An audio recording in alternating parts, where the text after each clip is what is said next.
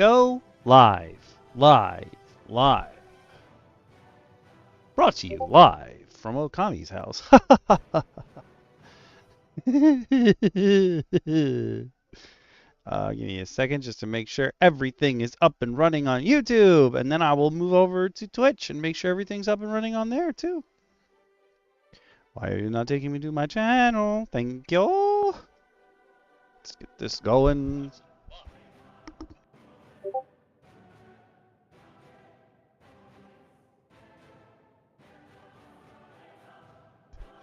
We are good to go as far as YouTube is concerned, which means now it's time to boot up Twitch. I will try to pop in ya boy Nightbot. 1 second. Bloop. Now we're going to boot up Twitch. Twitch should be good to go. So let's double check just to make sure, because as you know, I don't trust nothing. That's just who I am as a person.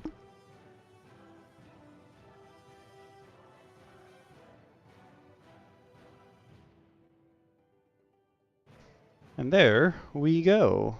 Twitch is in fact up and running. Let me leave this chat over here. Make sure that Nightbot is here in the Twitch chat. Boop. Nightbot, are you here? Hello. Let's just let's do our luck roll at the beginning. What do we got over on YouTube? Give me a nice little luck roll. A 4 on Twitch? Oof. Oof. Let's see if we can beat 4 people on Twitch at some point tonight. A 10? Okay, we'll take an average. That's fine. I guess. Could be better. Could be worse. But no crits over here, which is unfortunate. But you take what you can get. I'm going to lower my fan a little bit. According to the levels, you guys can't hear it, but I'd rather just take that whole, like, whoops, completely out of the way. Just like, okay, here we go.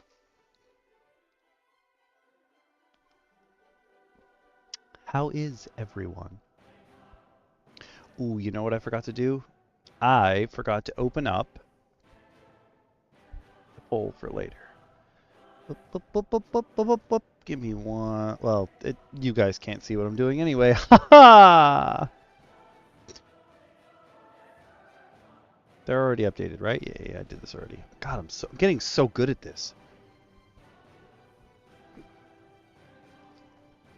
Ooh.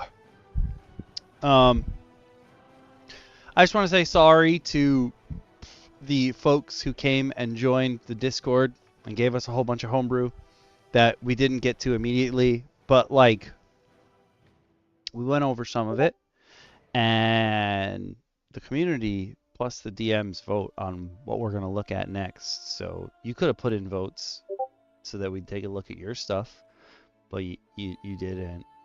You did not let democracy take its course, and then you left the Discord. That's fine.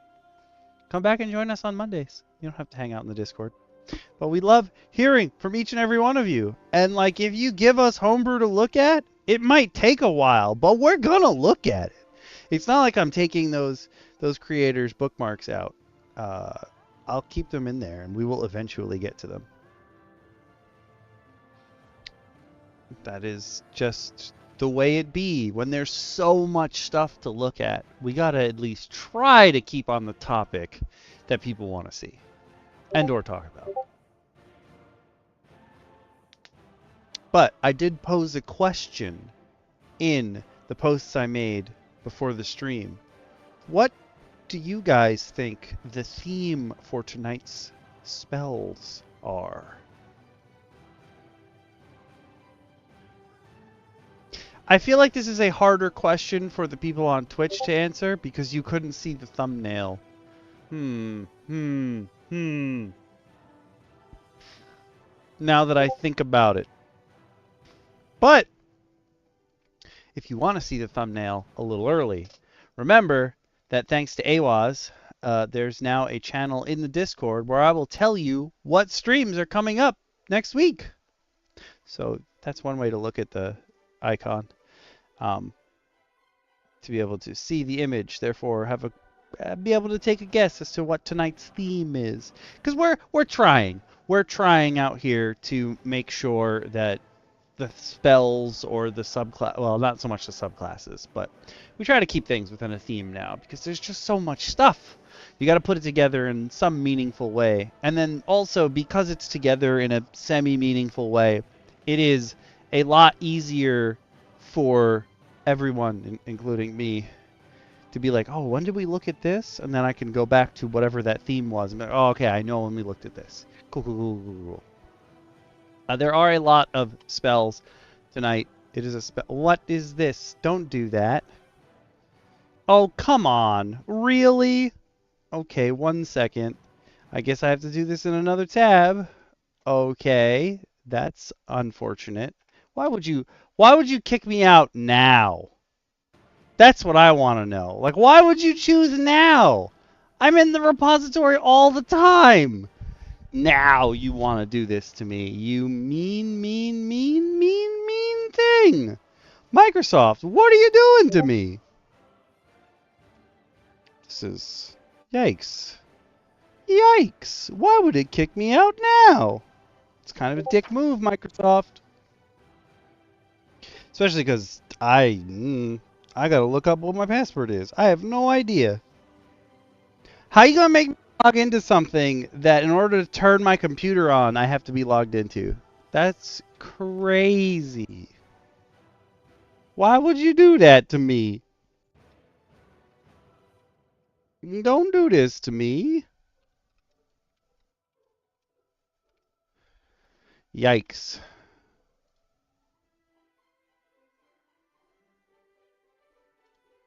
I ain't making a dang passkey. It's not happening, bro. Thank you. That was dumb. I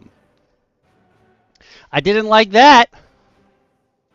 I do actually have to check something in the repository, so I'm glad we have a little bit of time before everyone shows up, because I have a feeling. I got a feeling. Sweet. DM Shin will be here soon, but I got a feeling that... No, that's not what I wanted. Thank you. This spell is somewhere in here. It's not? Okay, hold on. How about... Oh, it's probably imprinted, actually. Are you here? No? Good. Better not be here. I'll be upset. Because for some reason I saw it on a list somewhere, and I was like, no, we're not putting fall in here. No. Okay, cool. Me checking this is because I did add, if you have access to the repository, which you do if you're a Twitch subscriber, and if you are a Twitch subscriber, you can come into the Okami Curry Discord, and there's a channel up right now that is for members of the pack, which you guys are all technically, because it is the same price that you would pay on Patreon or Twitch or YouTube to be a member of the pack, to be a tier 1 Twitch subscriber. So there's a channel in the Okami Curry Discord just called Members of the Pack Releases, and there's a pinned post in there that will get you access to the repository, which is what we're looking at right now, and also the BGM list. But, ooh, excuse me, I added all the stuff from Kibbles' Inventor class book and the spell cards into the repository. These don't have links because I have physical copies or a digital copy. But like, if you guys want to hear about spells that are in the repository, we can make a whole episode out of that too, because there's plenty of ones that I added to the repository way before we started doing DM Roundtable. And that's just some stuff. But yeah, you will get access to the repository. Please remember, though, the repository is geared towards player side things. So there's backgrounds, classes, feats, races, subclasses, and spells in here. But there aren't things like items and creatures. I keep a separate list of that because my players don't need to know. They can meet them on the battlefield or wherever else they might be. They don't need to know every kind of creature that I'm going to send after them or what items they might get.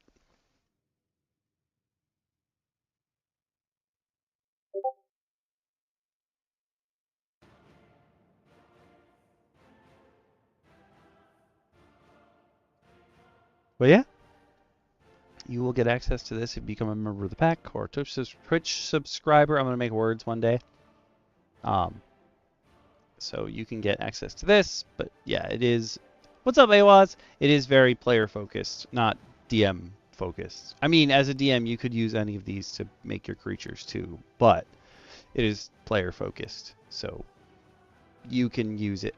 Again, if you're not the DM in your game, talk to your DM before you ever put homebrew in, first of all. Some DMs don't even like homebrew at all. But that's what we like talking about here. And occasionally we do talk about stuff that's not actually homebrew. Like when WotC decides to release something new and we want to bitch about it. That's a great time to get together.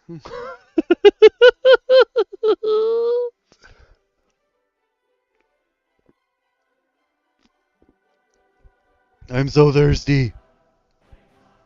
But there's so much stuff in the fridge that there's no room for me to put more drinks in there. I gotta drink and eat faster. Faster. But yeah.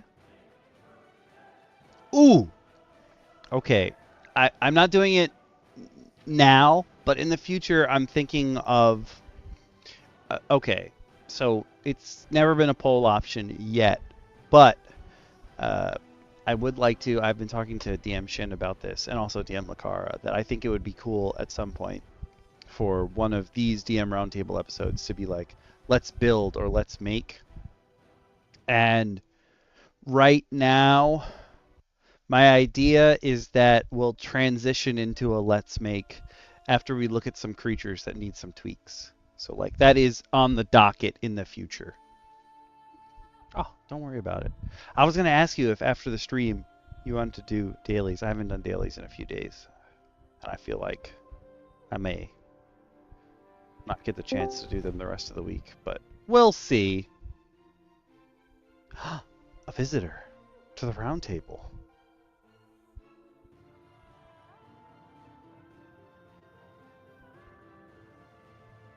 Or is that just Discord playing noises for no reason? It does do that. Speedy!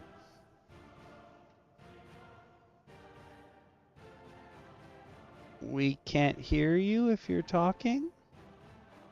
Question mark? Apologies, my headset was not There we turning go. on. I have honestly been having trouble with... it's in all the video notes, but I've been using an Elite Atlas Aero from Turtle Beach for quite a while as like my go-to headset because the noise gate on it is pretty good and it's comfortable in the summer because it's got them gelled ears. But for some reason, like the button press to turn it on is still working, but it doesn't play the sound effects all the time at power up. So sometimes it just never turns on. I don't realize it. I think it is because of the pure, unbridled radiance of your beauty. Oh. Oh, you're such a flatterer. I know. I try to make people happy. No wonder you're married and I'm single. No, that's not it. So ignore that. What's on the menu today? We're going to take a look at some spells. And the first... Okay, so... I said in the I'm gonna make words one day. Jesus, he's not in this game yet. But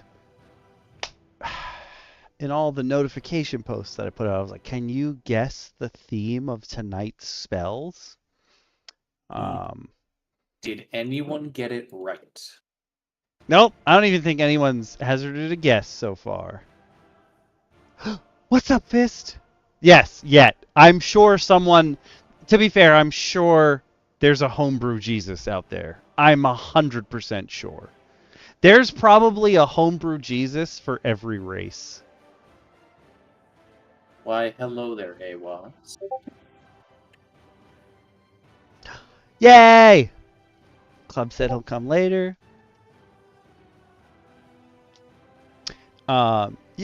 Listen, clubs. I'm making words. One of the spells tonight is actually a modernized version of a really old, like, first edition question mark. I think it's actually advanced, but whatever.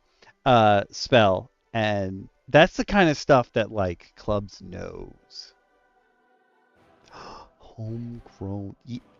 Are you telling me you're a plant person? Because if you are a plant person, the first set of spells tonight may in fact help you out. Because the first set of spells tonight. I'm not going to start because these are all about, pelling with the green and asking nature for help. So I cannot start these without DM Shin, but he should be on soon. I was honestly about to comment on that because this does seem very much like Shin's bread and butter. I also want to use some of these spells because I am playing. Remember that we went over an artificer supplement, and they had an artificer that could make basically like piranha plants as its ability, but they spit. Interesting.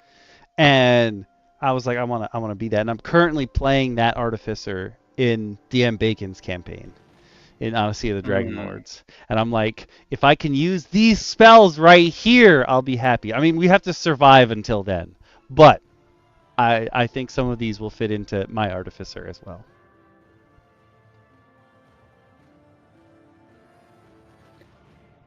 Very interesting. But I'm excited. I meant to talk to DM Shin about this specific stuff this weekend, but I did here's not. the thing. Now he's going to be surprised. It's true. It's true. I think he'll be more exciting. More excited. I'm going to make words. He Words may are also hard. just use them to make mushroom people so that Fisk can kill them. Listen, if it makes you feel any better, I'm also testing my new microphone, as you can hear it now. Ooh. What'd you get? I sourced myself a Blue Yeti snowball. Oh, that's a good choice. So I'm currently now sitting like a good foot away from the mic, just in the middle of my desk. It gives you good bass. Like, it is better bass I can finally sound normal. It is better bass than I have an original Yeti microphone. Listen, I have the Gen 2 Max, so. But listen, now just for you, I can lead in real nice and talk deep. Oh, I love it. I love it. And yours doesn't peak. Mine will peak. To be fair, though, I have to give props. I will put links for him in the description. My Yeti actually came from Tethrin way back in the day. He was like, "You're going to stream, not me.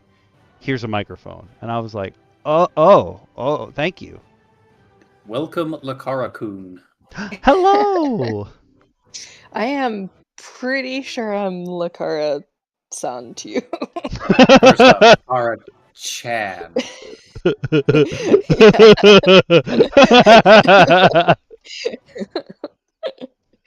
You can never assume from context. You can never assume in the year astral 2025. How you doing, Speedy? Oh, just finished watching some Good Place with the wife. Oh, that's a good show. The Good Place. Oh. I have. I'm from deep space. Essentially, these people went to the good place after dying and do not want to go to the bad place. Mm-hmm. I was about to say... Actually, I don't think you've watched Futurama either. I tried watching Futurama. And you didn't like it? No, I really, really could not get into it. Damn it. Repeatedly. I love Futurama. Blasphemy. Yeah, I love Futurama. Me and my sweet used to all watch Futurama together. So it like holds a big place in my heart. You and your feet? My sweet. Sweet. Oh. No, if his sister's dog was watching it, it would be with his feet. Yep.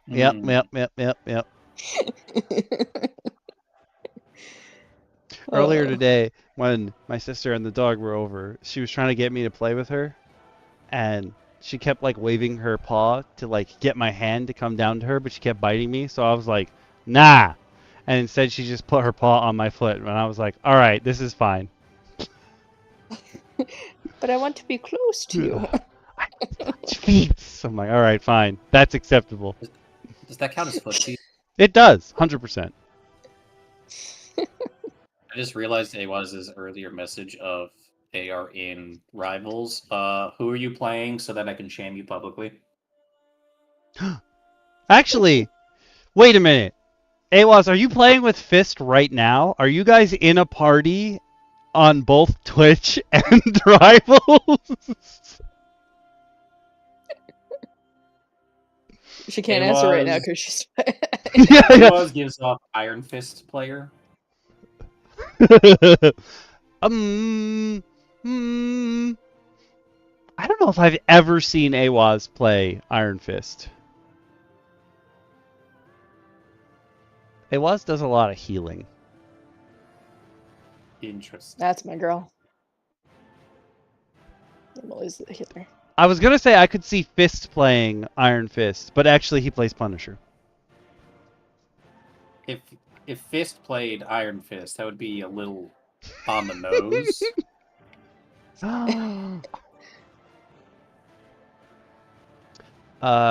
It's not for right now, but I am compiling a list of artists for future reference. So I may ping you later for that. I'm not gonna pull Grimjack. Oh, actually, probably I don't know if anybody knows this, but Grimjack in our campaign, he has a backstory of he hangs out with like previously famous adventurers who are retired now, and are like the ones who raised him. So for our first year D&D versary, he commissioned. I wish I could grab them, but they are downstairs. He commissioned this artist to draw his backstory characters, which are based on all the players in our game in real life, and then he gave the artist our pictures, and the artist drew all our characters and then photoshopped our faces onto them. Wait, that's amazing, though. Everyone except for Clubs, who is I guess you could consider him a Thry-Kreen mutate, and so doesn't have a human face. He's the only one that didn't get his face on a creature. He's a bug man, but not a karate bug man. He's not a common rider. Interesting. But yeah, we're gonna take a look at a bunch of spells today, but we can't start without Shin because these are all druidy nature spells in this first one. We can't do that without him. Should we await his arrival, or should we do a different set while we await his arrival? He said 10 minutes ago he was going to be here in 10 minutes, so I'm like, all right. I'll give him until the 15, like we usually do. And then if not, we're going to move on to Antimorph. Antimorph? Yeah, that's the second spell for today. However, I think your favorite one is going to be shells to slugs, Speedy. But I think the rest of us, our favorite one is going to be Bear Witness because it's by the same person who made the mom and dad feats. Hmm. So you're telling me you're typecasting me into the gun. Yeah. Yeah. Sounds about right. But maybe the last set will be. It depends on if you want more friends, I guess. Like I said, I don't know. It's just the yeehaw life has been It calls slipping to in and you. out of me. See, that's the thing. I can't play it like when I'm playing Final Fantasy. I can't play it. It just doesn't feel right. But yet I can wear it IRL. Oh. Weird. Is that because? Well, I get. Well, for the most part, I think it's the auto attack happening. It's not like you click Not even every the auto time you attack shoot. happening. It's just if I'm not playing my machinist optimally, it just looks goofy and slow. Ah. See, here's the problem. If I play it slow, I don't get my deeps out. But if I play it correctly, I get carpal tunnel. I can understand that. Whereas, I play Black Mage and I just stand in one spot. I don't have any timers anymore, so I just walk. I can actually move with my legs. You have leggies? And big number go burr. I understand. No, because it's funny, because Machinist has an ability to instantly, double crit any ability I throw out. So I can just randomly every, 30-something seconds go, okay, cool, I want to hit for 90,000 damage. One of my basic spells crits for that much on my Black Mage. That sounds like big red numbers from Warframe. Like your that's crits essentially can how crit. those work. Yeah, that's literally how it is. And I have one spell that I got it to red crit yesterday, and it was 150k. I'm like, cash money. Destruction. And I get that spell every 30 seconds. Jeez. And if I just screw up not using it, it just stacks up to 3 times. Then I get a 4th one I can just give myself every 2 minutes. Oh, interesting. Black Mage goes burr. Okay, so I before you guys came on, I was telling people that I did add a bunch of new stuff to the repository, and hopefully some stuff from today will make it into the repository. But I added all the stuff from Kibbles' bonus spell cards and his inventor class. And the inventor class book review is up, but it is very, very long because he made like 12 subclasses for his homebrew class, which is crazy. And his 12 subclasses, some of them should have been like 4 different subclasses. Like you choose at the beginning what kind of this subclass you want to be, and it's basically a totally different subclass based on that. And I was like, oh, you had so many ideas, my guy. So please use those chapters in that video because I'm sure not all of you are going for that. But one of the subclasses I didn't end up putting in the repository is a curse smith, and its thing is that it can curse you, but when it curses you, it gets cursed itself, and then there's like a flow chart that you have to maintain for whether the curse is going to hurt you or the opponent when it's applied to both of you, and which one of you can ignore the damage or the effect from it. And I was like, there's so much information here for no reason. You did not have to. No one wants to play a character with a flow chart that they have to reference every single time they do anything. Shin. Hello. Oh. Good. You're just in time for some green spells. I feel like I came in at the right time. Yeah, you You did. did. We've been awaiting your arrival, O Chosen One. We truly have. Oh, slow down. I'm scared now. What's going on, everybody? What's going on stream? In the mighty words Hi. of Master Shin, these spells were rooted in the ether of Jank and awaiting him to bloom them into prosperity. Oh. You are waxing poetic. And I appreciate it. So, with that being I'll have to said, remember to pull the microphone close next time. Yes. Oh God, yes.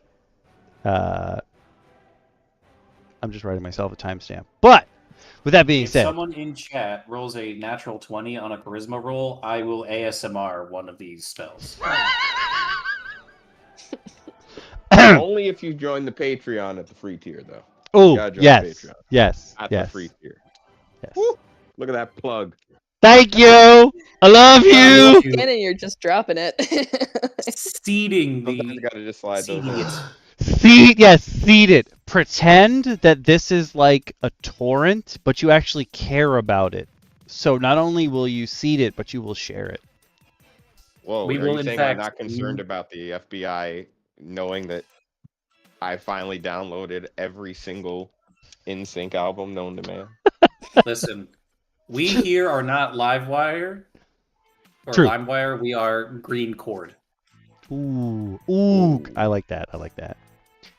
If you are on YouTube right now, you can drop the description down and read along with Seedborn Stockpile from Absokith. If you're on Twitch, though, that is the longest link I've ever seen in my life.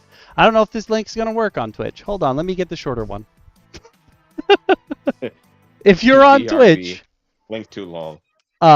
you can follow along with the Seedborn Stockpile. Ooh, Will be pinned. Seedborn. That sounds like that should be an entire species. Yeah. I like where y'all are going with this. Are you sure Shin didn't write this in his spare time? You might Yeah. have. Listen, I can't help that other people feel the need to increase plant life in It's their true. TTRPGs. Okay, Right. speaking of increasing plant life, I think you need to be the one to read this cantrip, Verdant Surge. All of this. Yeah, you actually, you know what? Take it all. Oh, wow. All right, let me take a sip. This is your domain expansion. Quite Truly. literally. You know what? I will also make caught myself a me off drink, guard but I there, can bud. still hear. I just won't be able to speak. Well, folks, we're going to start off with the Verdant Surge, a conjuration cantrip. It's going to take a standard action, and it lasts about a minute. You create a 5-foot square patch of grass at a point you can see within range. The grass's space is lightly obscured? I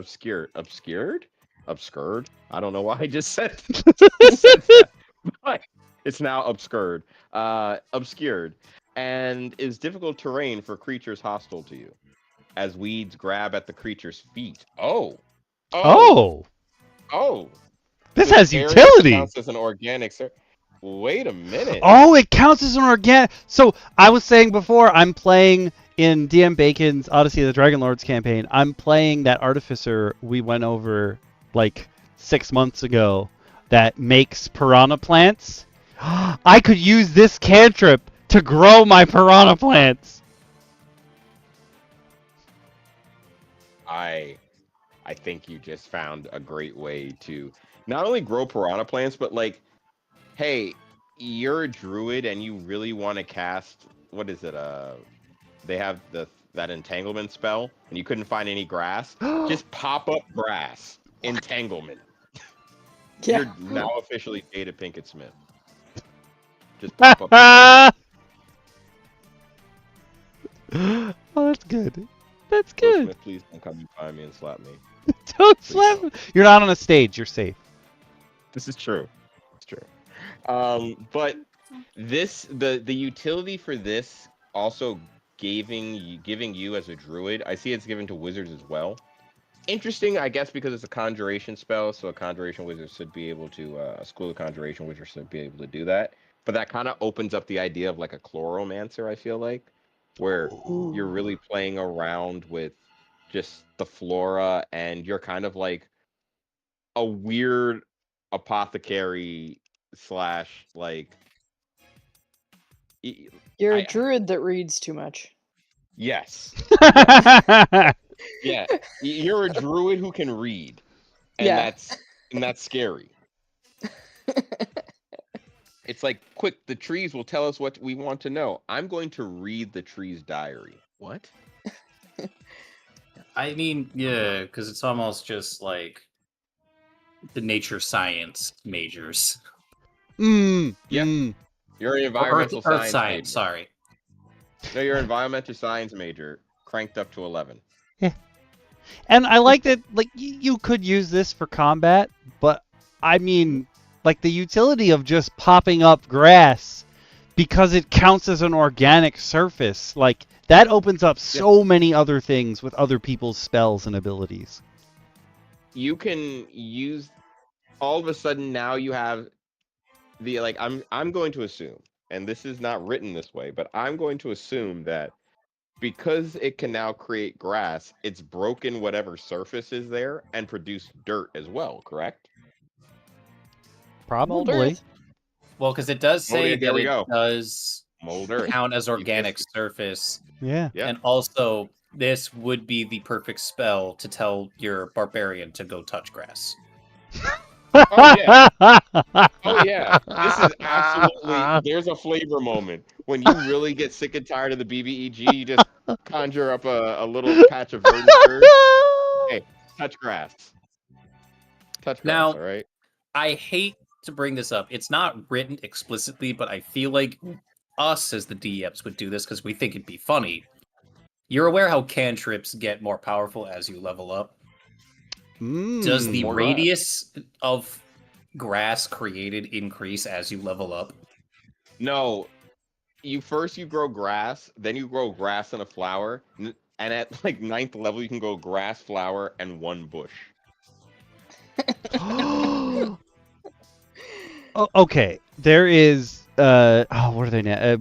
Wildspire Miniatures literally has a mini that's supposed to be the idea of a character that's hidden, and it's literally a bush, but there's like a person's legs sticking out of them.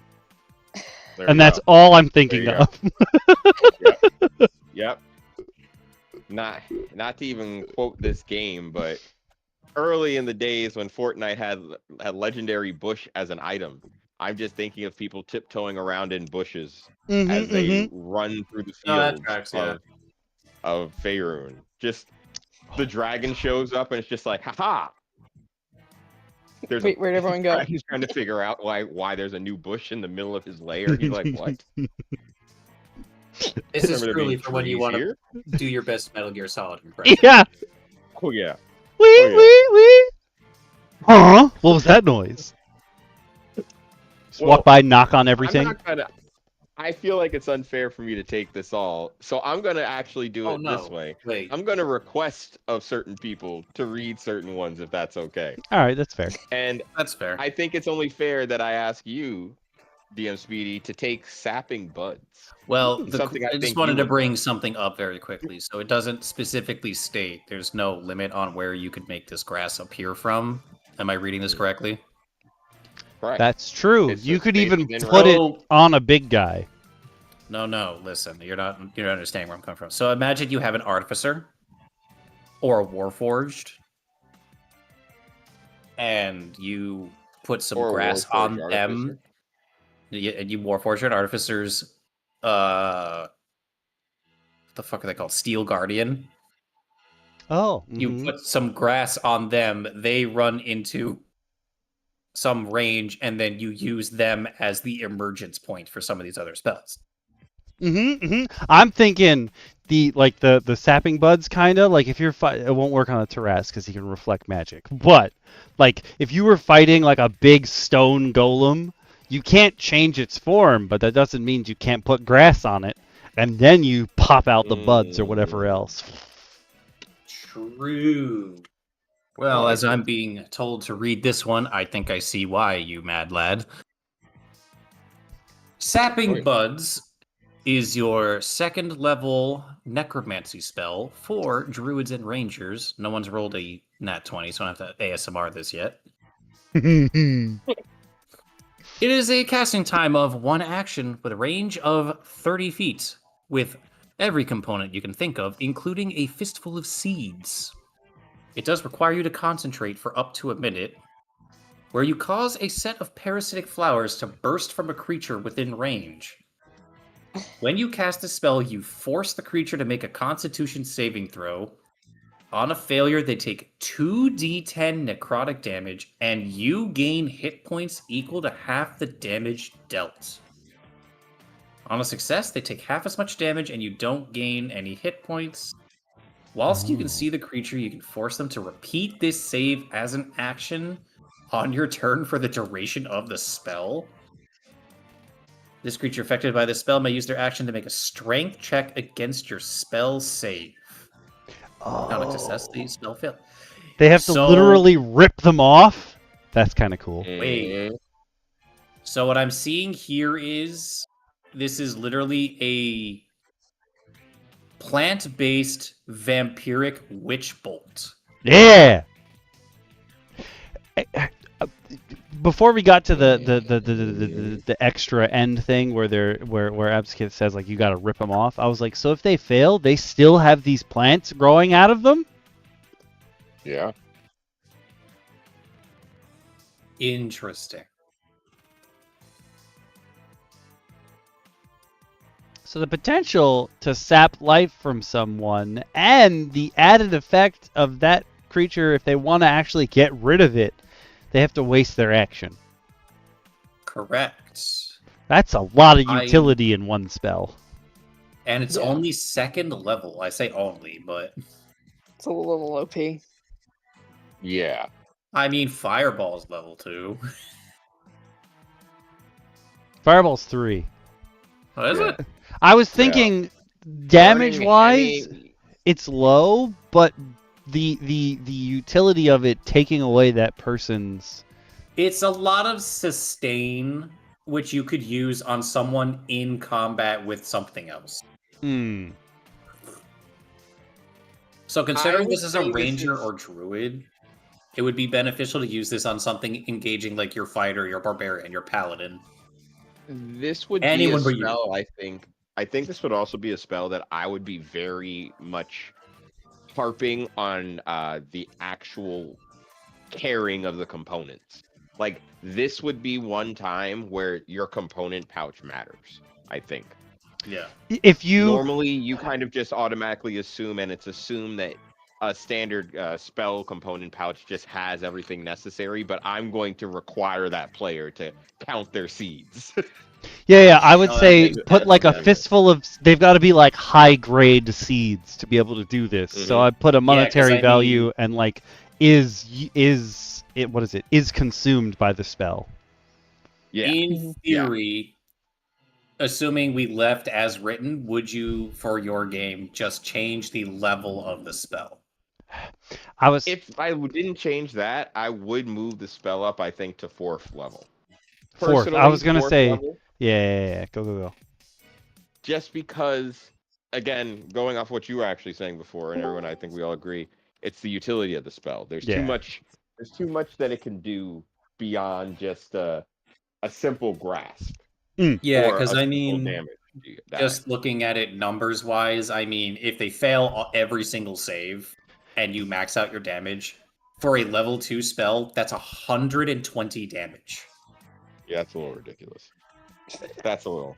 The damage numbers aren't like the damage numbers aren't as scary for me. It's just how much is in it. Like most players wouldn't choose this as the 3rd level spell over, say, Fireball or something else. Like you're gonna get better damage out of it, but there's so much utility in this 2nd level spell. You gotta balance it somehow. Because what I'm thinking is someone would use this spell if they needed a reason to regain HP. Say they're a blood hunter or something that requires like I was playing this the other day and I'm blanking on it. Blood Magic Wizard, where you can force yourself to take damage to like re-roll your damage rolls.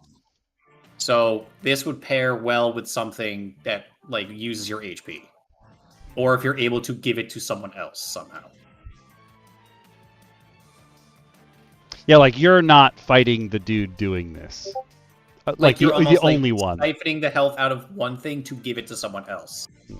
So you're like a weird druid cleric. That's how I would use it. Hello. Hello. Hello, clubs. Welcome. How's it going? We were Pretty just talking good. about a vampiric witch bolt at level 2. A vampiric witch bolt. Is that the sapping buds thing? That Yeah, is the second Yes. buds. it's got so Is much that- utility for second level. So, question. This is sort of my own thought process as I'm listening to you guys talk about it when I just jumped in here. Is there a similar spell that exists in 5e or whatever already? Like, That's a is good this... question? Because I know this is a homebrew spell, and you guys just said vampiric witch bolt. Is it close to witch bolt? Well, the reason Or- I'm saying it's witch bolt is you can concentrate the damage on them for up to a minute, Mm-hmm. but they have an ability to strength check out of it. So Oh, for yes, second still level, you exists. essentially force someone to use up an action to get out of it. And so, if you were to compare this to witch bolt, is it the same? Does it have extra stuff? No, it's Is it- definitely outclasses Witch Bolt. So, That's- What level is My witch question bolt? is, 1 or like, 2? what level is witch bolt? That was 1. loaded. So, it's just very interesting the way, like, I sort of see homebrew get sort of attacked from, like, an angle of, like, I want it to do this thing and not, like, let me just reflavor this thing that exists. Do you know what I mean? Mm-hmm. Like, how much damage does witch bolt do? I just looked it up, 1d12. If you Yeah. casted it at level 2, it would do 2d12. But if you cast it using a second level spell slot, is that how it works? Yeah, if you cast it with a second level spell slot, for each level above first level, you get an extra d12. Okay, and then this seed thing is how much? 2d10? Yeah. 2d10, yeah, Okay, plus some added utility Yeah. of healing yourself, yes. of healing yourself. Yeah, Heals Yeah, 'cause you heal yourself. for half the damage if they fail to save. I And think people just err on the side of like making things too powerful. yeah, yeah. It's rare you see someone make something too weak. Yeah. I'd almost Interesting. prefer it.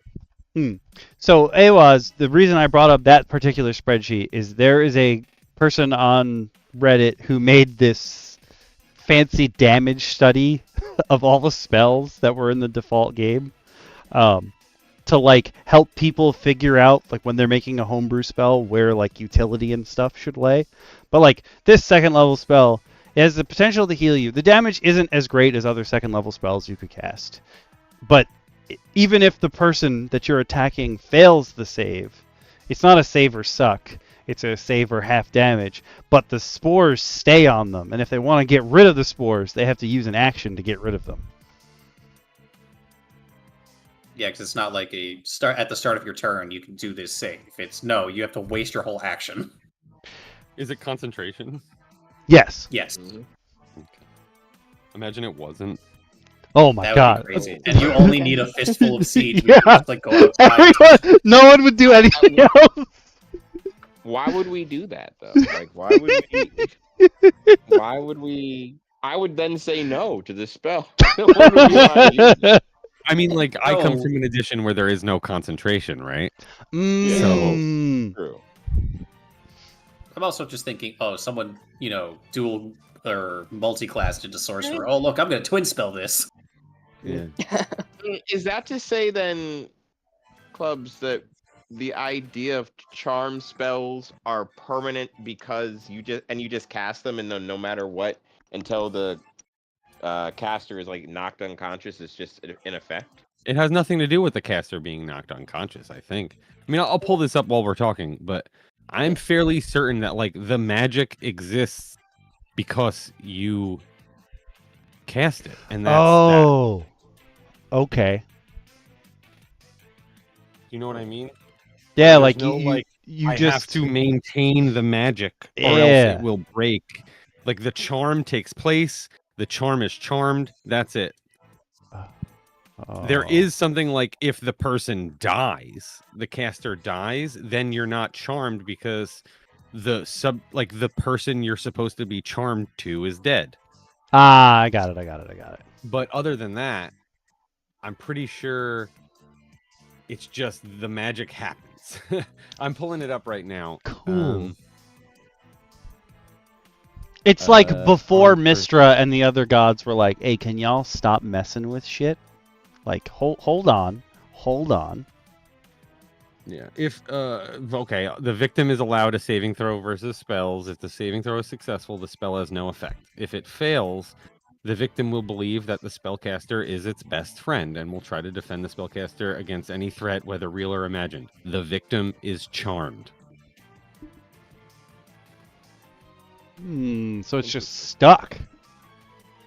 A charm may last for months. The victim may make another saving throw every so often, depending on its intelligence score. So, if you have lower than 12 or lower, you never get a save. But if you have 13 to 18... Oh, wait, I'm sorry. I read this wrong. 13 to 18, you can save once a day. Average intelligence of 9 to 12, you can save once a week. And if you're dumb, 3 to 8, you can save once a month. I was wrong before. I was just reading it backwards. But so yeah, if you're at 2 intelligence, you can never save. You can't get 2 intelligence unless something happened to you in play. So, but I yeah, think you can get 2 intelligence in Domawood. I could think of some people that were at their. yeah. You can Oh, listen, we give our goat man another month. He'll be there. Dude, he's wasting away. Well, I'm dead. So y'all, Yeah, You did y'all in are- fact good luck. give your life for him. Mhm. I did. I did my best. Oh no, he succeeded. He did his very best. It's just he paid the price. Yeah, I think that we said that. Like, so this past Thursday, Aaron's character died in our game. No. He died very heroically, in my opinion. Aw. He made the heroic choice, and that's what gets you. That's what should get you, right? In these games, that's what we look for. Yeah. I mean, someone went down right next to him. In our game, you can't move and cast a spell the same round, but he was right there. He had like lesser healing or cure light wounds, whatever it's called. And so he's like, I have to stay here and help heal. And then once he picked him up, everyone was sort of there to help with the fight. So he, instead of fleeing, Aaron said, "I'm going to cast my bless and help everyone around me," and that's sort of Aw, you're such a good guy. That was your He truly friar? went out like a hero. I did. I did friar Aw. things. Yeah, you did. I will say you had more of a heroic send off than what Jimes gave his life stupidly. Yeah, this I don't was wanna like, laugh I at think, Jimes. the most like, I don't know how you call it, literary death of them all. It was so very far. poetic. It was very poetic. yeah. Okay. It made sense that the friar went out healing people and trying to protect them. Our moral compass gave his life to save our party members. Yeah, which I That's respect. fair. shudder for the morals of this group. Oh, we're completely yeah. fucked. The moral compass of the group gave his life for the literal worst moral component of the group. The lawful one gave his life for the chaotic one. Yeah. We only have one lawful and one chaotic person. Everyone else is neutral in our party. I gave my life, so there's only the chaotics. And honestly, I'm pretty sure the rest of my party is chaotic. They just didn't want to put it on their sheet. Oh, listen, you don't know what Enrique is yet. I'm pretty sure you're Iglesias? chaotic. I am now calling you Enrique Iglesias. Iglesias. First off, it's Enrique Iglesias. Well, now you're Enrique Iglesias. That's okay. Congratulations. But easily sidetracked. So the reason why he brings up our game and that we have one character that might hit 2 intelligence is because in our game, whenever you hit 0 HP and you go down, you roll randomly for 1 ability score to get -1 from. Oh. Do you So there's also die if something hits 0, like Pathfinder? You go yes. I mean, you can't play a character with a 0 something, you go insane, or you die if it's strength, True. right? Or con. Mhm. Dex I'm not sure about. Dex that's a strange one. But or like wisdom, but Just become frail. charm, charisma, but yeah, like intelligence, you go become insane, right? impossible to like. Zero charisma. You just- Well, no one he can keeps like getting you. intelligence, and that was like it's like a dump stat for him basically. But then he's on the brink of being illiterate, so he was like, "Oh no, I don't want to be illiterate. I don't want to be illiterate. I don't want to be He illiterate." started at 10. Just for the record, for the round table, he started at 10. He's at 6. yeah. Oh, Yeah, no. I've He goes revived down him quite a time. Every session about. But he brings himself down. He does, but it's lovely in a way. It is. It's Oh, like poetic. it's like there's a group of infested villagers down this hallway banging on a door. I backstab them. It's like, okay, you see, there's like 8 of them. Listen, Oh, it's what? his, You didn't. it's There's his 8 of them? canon event to die in every fucking dungeon. It really has become his canon event to do so. He gets dropped in the first round of everything. Anyway, And Khan is not his dump stat. Khan's not his dump stat? and Oh. Ryan dropped him in a round 2. You slept him that one time. He deserved it. He drops in the first round of everything. It's He just goes to sleep. To be Yeah. fair, I dropped him in the first round so that we could kill 16 things. I regret 16 nothing. things you He's didn't a need to liability. kill. No. They were literally trying to kill us, so we needed to kill them. no, you're talking about the other time you slept him. I'm talking about in the tailor shop. Oh well, wizards aren't perfect. I fucking. I think I was also slightly intoxicated. Shit was happening.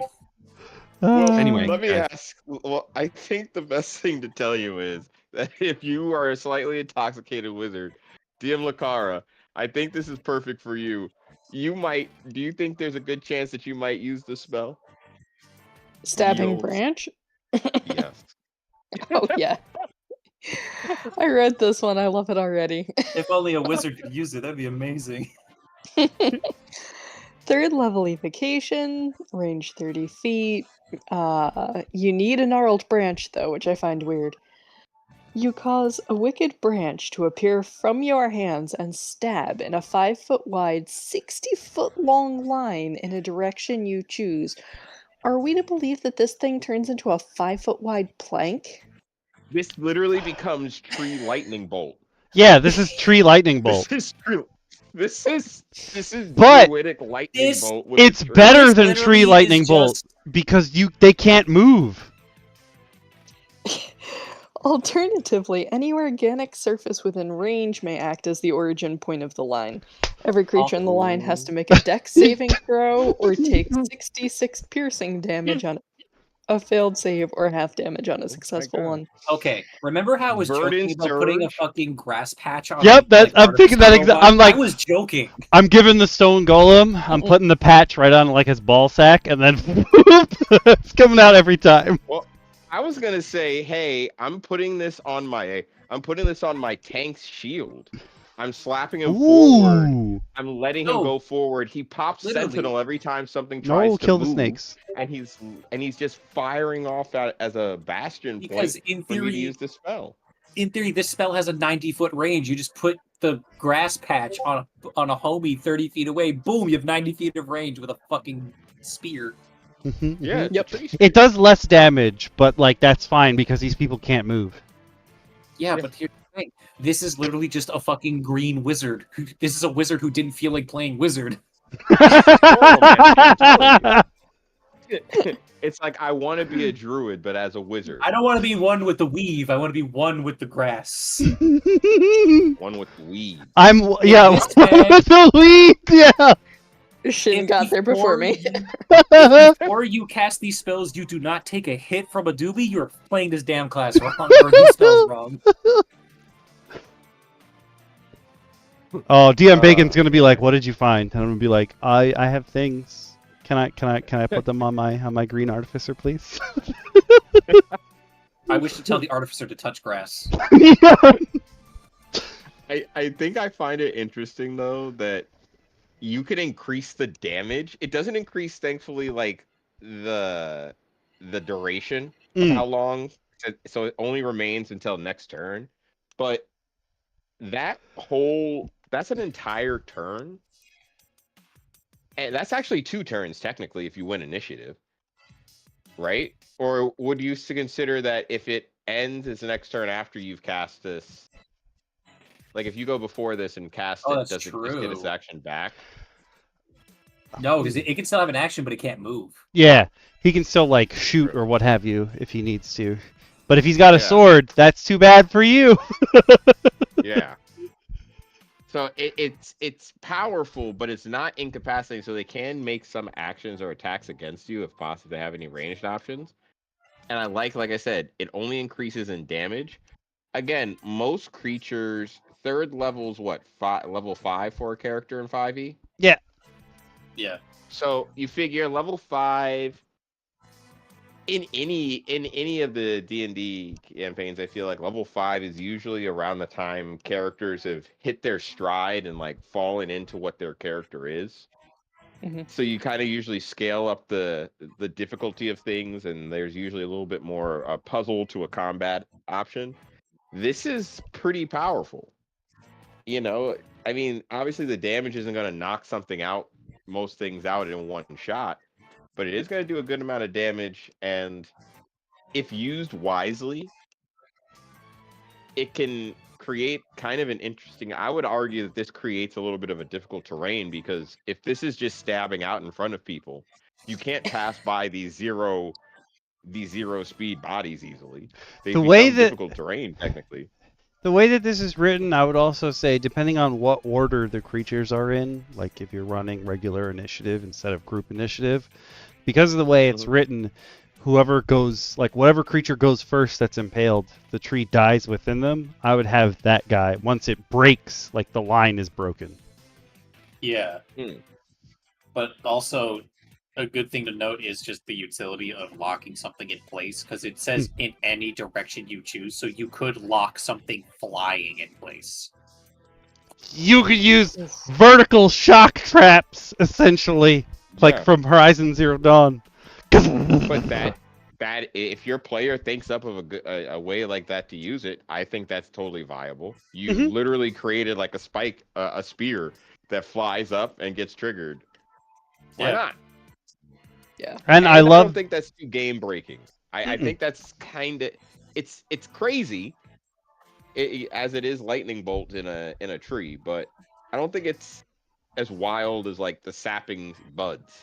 Yeah, it's Yeah, and also I'm noticing just what the actual components are. A fistful of seeds, you can get a shitload by going outside for 20 minutes. Yeah. A gnarled Now we branch, need good just seeds. go near trees, bro. Now we want good seeds, but the branch, you got a good stick.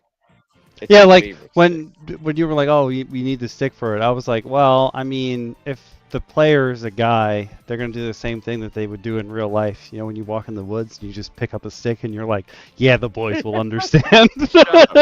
Shut up. Shut up. 'Cause I saw myself doing it in my head. Walking down seeing stick being like, ooh, a stick. And just chopping at grass like a small child. Ah, that's the best. I This like is a good stick. spells that require things like that. Yeah. I was saying before that I would argue the need for the components for these spells. Like I like the idea of it needing, and most times in 5e they just kind of say you have it. I would require the player to look for these things as items. Kind of like oh, go ahead. Start going. You first. No, I was gonna say it reminded me of that system you had showed me where magic was cast with like items, Dude, and you that's put them exactly in what I was pouches. that game, Wolves Upon the Coast. Yes. It's like component magic system where it's classless, so anyone can learn a spell, and it's all component stuff. So it's like maybe you need fucking children's teeth to cast this one spell, and you have to throw children's teeth at a graveyard, and they'll raise from the dead all the buried things, and that's literally crazy. That's the spell system. Because then it becomes it's a sandbox game, and the players make their own. Like, we should go here and do this because I have a spell that I can use, and you know what I mean. If we get this, and we'll need to go here to get that, and this, that, and the other thing. It's pretty interesting. So I like that shit. That's cool. And it makes you feel like you have to forage, because 9 times out of 10, especially when you're playing 5e, like, there's so many things that make it seem like you have to forage, but nobody actually stops and goes to forage. You just assume that But player did it. I think that this is also, like, if you took it out of the spell idea, you could make it a magic adjacent style system, kind of like we were talking about with Wolves of the Coast, and make it completely magic adjacent. Again, I used the term yesterday. I think DM Lacara, you can attest to it. Magic with a K. We talked about that natural born, like that druidic song idea for one of the classes. It's very much that same idea of add magic in the mystery of it. I think a lot of games kind of skip over that, and it always makes me sad, because I think that's always something worth investing in, especially when you have these magical woods, these enchanted forests that are alive with, you know, feats and wonders, but seem somewhat devoid, or the access to it is unallowed in some weird ways. I really like when they really dive into it and breathe life into that idea, even if it is something that's NPC related, that you see the power of it in the world, where it's just like these protectors, like you couldn't be an adventurer because you'd have to dedicate your entire life to just protecting this. So it just doesn't make sense for an adventurer. You know what I mean? Ideas, because even that works, but you still give reverence to the magic of the wood. Just AKA praise the wood. Praise wood. Wood is good. Especially if it's not DM impaling Shin. you. Yeah, don't get impaled by the wood. Yeah, speaking That of is true. praising wood, I think you got to go for rampant growth now. Well, tell us all about it. Oh, me? Okay. Magic card. Magikarp. Rampant growth, 3rd level conjuration. This one's a ritual, so because it normally takes an hour, but it could be an action. Wait, what? You mean the ritual time is an hour? Because one action is not an hour. No, the duration's an hour. Okay. Never mind. I can read, I swear. You cause a tree to appear from a point on an organic surface. So, again, you could on that big boy. And now he's got You're a tree growing out of him. in Smash Brothers. Yes! Yes, you are! The tree may be up to 60 feet tall and 10 feet wide. You can freely control the shape of the trunks and branches within reason. The tree will not supernaturally hold itself to a ceiling or otherwise once it is formed. The tree has an AC of 15 and 20 hit points. It has vulnerability to fire and necrotic damage, and may provide half cover to creatures beside it or within its canopy. If a creature is within the tree's space when it appears, they must make a dex save or else be carried to the top of the tree. On success, creatures move to the nearest free space. So this is such a good utility spell to get your players up somewhere. Your giant beanstalk in it. This is Leonid's tiny hut as a tree. Yeah. Lehman's Tiny Hut is one of my favorite spells. It's so good. But I love spells that aren't combat related, because I love the idea that a spell is just like you make a hut. This is just you summon a tree. You live How here. you use that tree is crazy. Yeah, you live here. Enough This to is you. my house. Get out. I like the Imagine having giant to admit- acorn component. That's Yeah, also just cute. find Oh, a yeah. giant acorn. It's implied adventure. I mean, that's an adventure hook right there. It's like, okay, well, where do I get a giant acorn? It's like, well, you know, over the hills. I found one in Yeah. this necromancer's tomb years ago. You could find another one if you're lucky. Yep. And like, you know, like a fistful of seeds is like, I like that. That's fine. But a giant acorn, that's the fucking money right there. Yeah, because you got to imagine that, like, there's actual merchants who are wandering around, since this is probably a spell component other mages of this style use, and they just have like, you there? I see you with the hands. I got a giant acorn I found. And like they're being chased by giant squirrels. Oh yes. It Yes. just becomes like another tool in the GM toolbox. Like, Yeah. you now that could be loot, right? Your players have Yeah. one giant acorn only. Well, you're designing your dungeon, you're designing your adventure, you got to come up with some cool loot, throw an acorn in there. You know, like there's an acorn to find it here. Now they can Or have like they do like a Alice in Wonderland kind of thing, and they think they've been shrunk, but actually they're just in an area with gigantic trees, and the acorns are one of them. And if they're smart enough to pick one up, they can do it. yeah, there you go. Like you can tie it into a lot of things. So cool. It's very Yeah, I like the idea of a spell that gives more than just a spell slot, something to fill a spell slot. This is, as Club says, saying you can really branch this into the world and make the world more alive now, and all because of one spell. That's cool. That's good homebrew. That to me is good homebrew. This is good stuff. Are you ready to take the leap though, DM Shin? Because there's a big leap now from 3rd to 9th. I was gonna ask if DM Clubs, would you mind taking a look at this, because you happen to have thrown me and Speedy into one of these. I don't want to talk in about that. This is Emerging Forest. Yes. 9th level. Wow. Casting time, excuse me, 1 hour. That's weed smoke. Yo, he's emerging forest right now. Emerging forest. Yeah. Yeah. He's Sorry. hitting it with sapping buds. Oh man, it's definitely emerging. Casting time 1 hour. Range self 2 mile radius. I don't understand that. Someone can explain that to me. Components. You know, all of the normal ones, and the chipping of the bile tree, which the bile tree is. Oh, there's only one? This is like the Deku tree? Yeah. You gotta go on a quest to get... Oh my god, that's yeah, cool. And you just chip it. I hope it fucking hurts the bile tree. I don't even know what the spell does, but I hope it's like it's a gonna bad hit thing. you. Yeah, and it's like, get the fuck out of here. Never again. It's a violent tree. Yeah, let's see. Duration, concentration up to 1 minute. You cause a teeming pulse of life to burst everywhere within 2 miles of you. I see. 2 miles of yourself. The area of the spell becomes difficult terrain, organic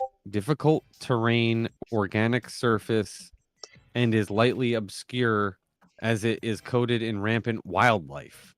Okay. Ranged weapon At the end, attacks made within the area have disadvantage on their attack rolls.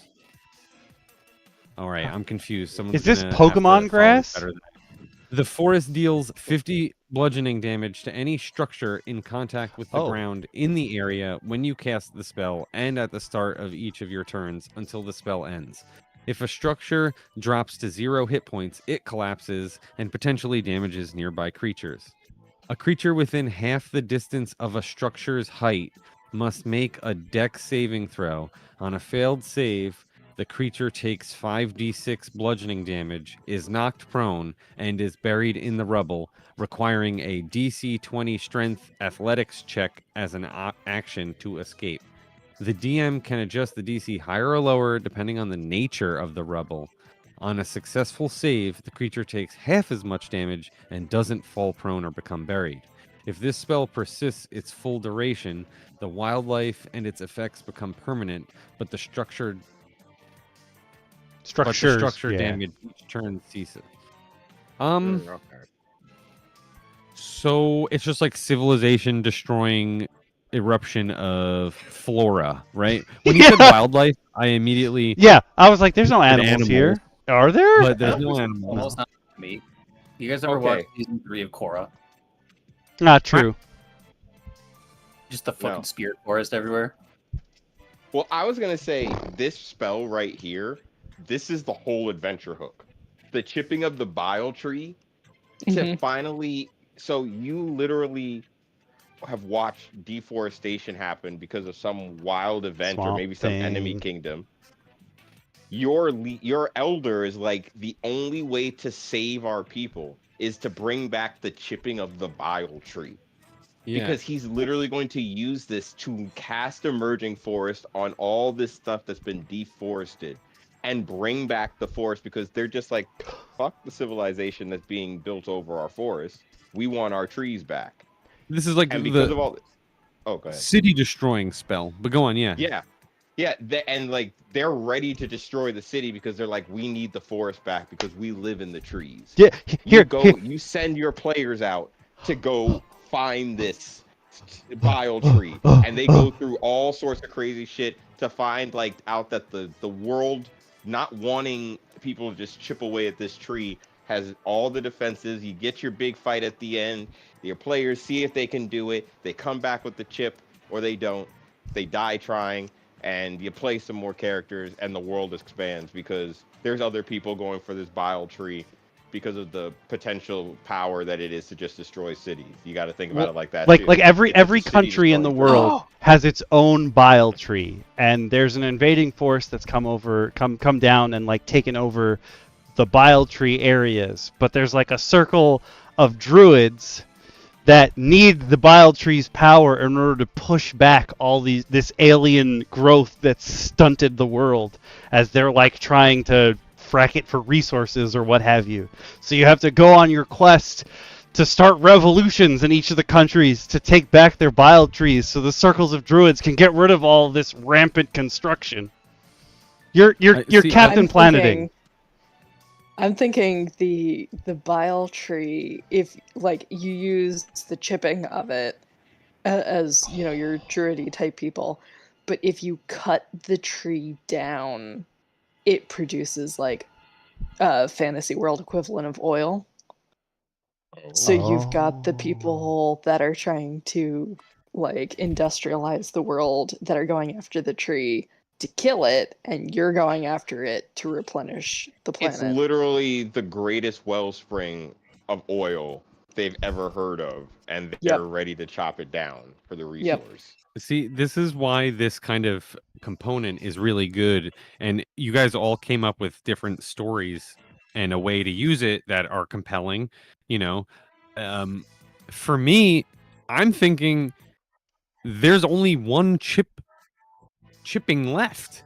Like this thing is wrapped up and kept as a relic. This can only be done one time. Like this is Shit. right. Like the only thing left of the bile tree is this bit of bark, and like this is what it can be used for, and so on. So like, and like, so you put it almost like a miracle level. You're treating Well, this ninth is level like the way Wish, it's supposed to be. right? That Ninth that's level. the thing. Ninth level is supposed to be miracle level spells. Like you're conjuring. I think what is it in Beckme? Resurrection is such a high level spell because it's literally like you're making a pact with God to bring someone back from the dead.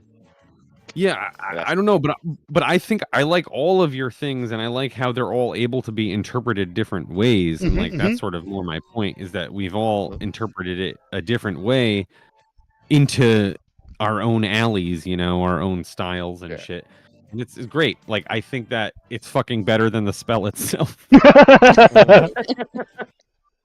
Like by a mile. What you said made me think of like the first Dark Souls.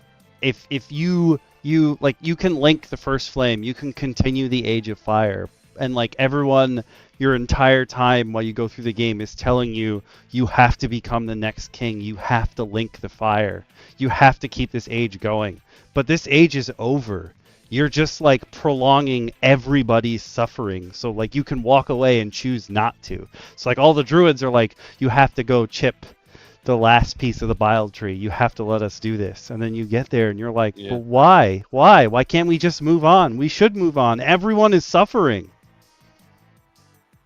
Yeah. You know what? This would be perfect, honestly, as a MacGuffin more than a spell, because the spell kind of tells you exactly what will happen, but going after this thing, this is great, where like you need to activate this chipping, you need to use the chipping, and then the druids will be able to take back civilization, you know, the land from civilization, right? Because they're against cities and shit, and they're against evil shit and good and cities, right? So like you don't know, you as the players, that it's gonna fucking destroy the city that you're using it in or whatever, right? But Yeah, there's just that's- some prophecy or something that's like, go get this clipping. yeah, go get this, do this thing, go get this chipping, right? Throw it into the fucking what's-a-fucker and activate it, And you'll save the world. And meanwhile you just like crater 2 miles of this city, and the druids are like, good job. You know, like that's some good shit there. Well, there was a game I played that was like that, where it was where like you Back play off the through line. well, no, but it was kind of like this idea where they wanted you to complete this ritual, and then you get to the ritual day, and in completing it, you find out that like your cleansing of the world is also like the massacre of the common folk that aren't in like this super city where the ritual is being cast. So it's pretty much just like a genocide of the common folk, and you're like, wait a second, that's not what I signed up for. I was trying to save the world. And they're like, you did. You're saving the world. We're the only thing that matters. And you're like, oh shit, wait a minute. I actually This played isn't what I thought this was. Oh boy. It's funny it says eco-terrorism in the chat, because like my druids in my head canon for my world, Oh yeah. they're eco-terrorists. eco-terrorists. They hate chaos and they hate law. Like they fucking hate civilization and think it's, you know, unnatural just as much as they hate fucking demons and shit. It's like two sides of this same coin. They don't fuck with coins at all. And Then you get everybody skips ahead and you play characters like hundreds of years later trying to retake like the civilization and the cities from like these evil overgrown plants. Yeah. But now you've got the reverse of the evil, which is quite literally the druids have found a way to mass produce fake chipped bile trees from like a small piece of the original chipping that they saved, so they wanted to do something. And now your reverse is going through what is trees lined with civilization. Yep.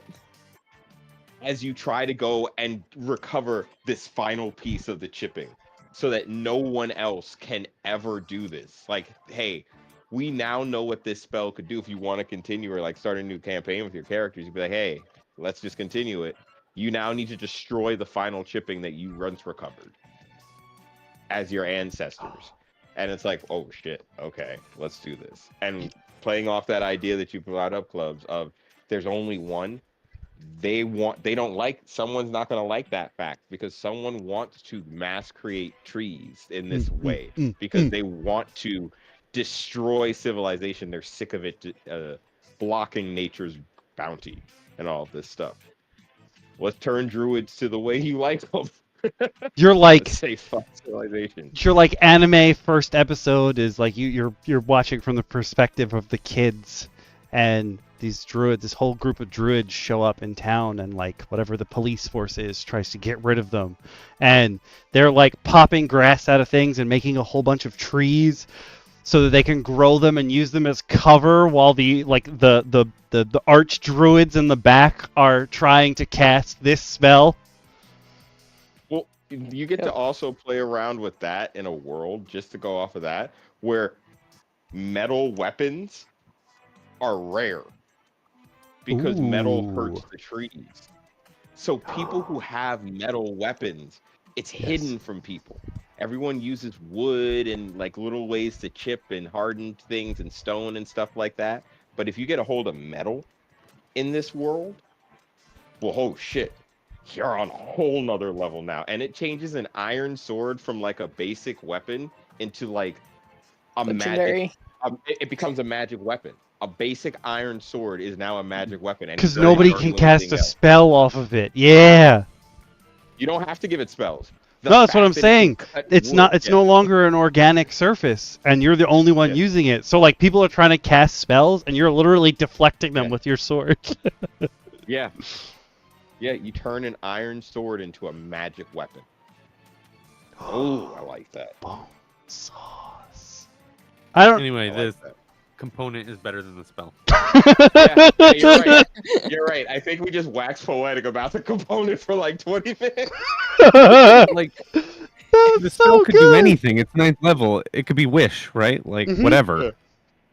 Yep. But the chipping of the bile tree is a good This enough is what we sentence. do. on its own. This is why he comes I to don't DM Roundtable. I don't. The best part of it is that this thing is so poorly edited. I don't even think the chipping was intentional. No, It was late. Ooh. Yeah, it was late. It was Wait. definitely- I love that. Yeah, we need that on a Wait, I shirt. did it was all at late. once. We just need that. We need a guy sitting at a computer, falling asleep, typing, and it just needs to say "it was late." That's just what I need on a shirt. Yeah, Just, I hear you. It shall be done. It is in the works. Oh, it's fantastic. Oh my that god. is you saying that, Clubs, it's true. It's very true. But that late moment, it gave us so much flavor. So much flavor. This is fantastic. Thank you, Absokith. We have gone over your stuff before, but thank you. This is fantastic. Thank you for falling asleep. Curiosity, does the guy who made this have like a setting that maybe this is leading into? Ooh. Yeah, I definitely think so. And it's wacky because a bile tree? Yeah, because what is the rules of nature? What in the yucky? What in the yucky? Wait, Yeah, no, I can but just search maybe- his posts. Hold on. Maybe the bile is the idea that it can break down the inorganic I'm sorry, matter. convergent Yo, wrath lightning spell? No, wait, go back. Hold on. He was in the comments of that thing. Hold on, I gotta look at this link. He was in the comments commenting on these spells that we just went over here. I want to see what he has to say about this. Mass terraform. Honestly, it's probably quite underpowered compared to 9th. Yeah. Wow, he didn't even fucking talk about the chipping. After 2024. Well, I'll put it on the. I'll put it in the bookmarks. We will go over this one later. Just bookmark it as the chipping. Yo, Yeah, his we really just convergent need the wrath. chipping of the tree. We really just need to chip the tree. That's the whole purpose of my campaign now. Bro, Yo, the bile Yeah. tree. Bile tree, bro. Legendary tree now. every single setting all of us have from now on. Do you We'll know have the a bile tale tree. of the bile tree? There's gonna be some middle of like a Star Wars, like, the bile tree. Like, the fuck's a bile tree? Like, It's a real yucky tree. Wait, no. What does Jin always say? Why did you say? I can only remember the end of it. It doesn't make sense or something, but it's provocative. What is Jin's Oh. quote? No, nobody knows what it means. Oh, there we go. Nobody knows what it means, provocative. but it's provocative. Yeah. Oh man. All right, I don't know how we're gonna top that with the rest of the spells for tonight, but We're not. we got more Why spells. not? We peaked. We peaked. And if you out here are watching It gets this later haven't and later. it gets later, yeah. But before Yeah. it gets Go home, late, guys. It's time to listen, go home. before it We gets have to too sign late off and now. we have to send you home, I think DM Lacara has some important words to tell you, so that you can help out the channel here, so we can keep doing what we're doing. DM Lacara, you want to take it away? Hit the buttons, people. If you have money and feel like sharing it, there's the Twitch, the YouTube, the Patreon, the other things that I don't know the words for it, and our Redbubble shop, where we have sweet, sweet merch that has really, really nerdy stuff on it. Hell yeah. If Get out of here, Rakuten. Nobody needs to see that. If you do not have money but wish you did, there's a free tier on the Patreon. There's lots of other things where you can just follow and subscribe and like and share us so that we can keep spreading like the creepy, drippy, greenish kind of limbs of the bile tree. Ooh, Yes. let us be the chipping of your bile tree. Oh my Emerging. yes. and cast Emerging Forest in your TTRPG stream. Bro, my living room is full of stuff you've just given me. I even have a whole source book in French from you. Please note, if That's you have a true. rampant growth that lasts longer than 1 hour, please consult a doctor or a chirurgeon, and we are not responsible. Don't talk to a druid. Don't Don't do talk that. to a druid. Don't They do that. definitely did it to you. Yeah, don't do that. You've given me so much in so many languages. I love you, buddy. What do we have next, Hokami? I'm curious. Like what can you bring out at this point? Our next spell is Antimorph. This one is from TheArenaGuy, who we've gone over many things from before, also known as Spectre Creations. I did tell Teo, I was like, yo, Krim says you're gonna translate this book. Well, first I said I got a D&D source book that you could translate for the group. And Teo was like, yeah, I could probably do that. And I was like, it's like 500 pages. And he goes, I can't do that. I'm not doing that. Sure. Understandable. Wait, I want it without Big the... too much. Yeah. But this is Antimorph. It is a... Oh, no, I'm not. Who wants to take this one? You haven't shared the link. Buddy. Oh, I have not. You are 100% correct. If you're on YouTube, you can drop the Read it. description. Oops, that's not the right chat. There we go. You can drop the description on this very video and follow along with us. If you're on Twitch, I'm popping it in the chat and pinning it. Ta-da! Okay. Interesting. Who wants to take Maybe, this? Interesting show. maybe I'll read it. Yeah! Okay. Oh, go for it. All right, it's called Antimorph. It's a 4th level transmutation spell for bards, druids, sorcerers, and wizards. It has a casting time of 1 action, a range of 60 feet. Its components are the usual plus plucked butterfly wings, which is the only reason I want to read this.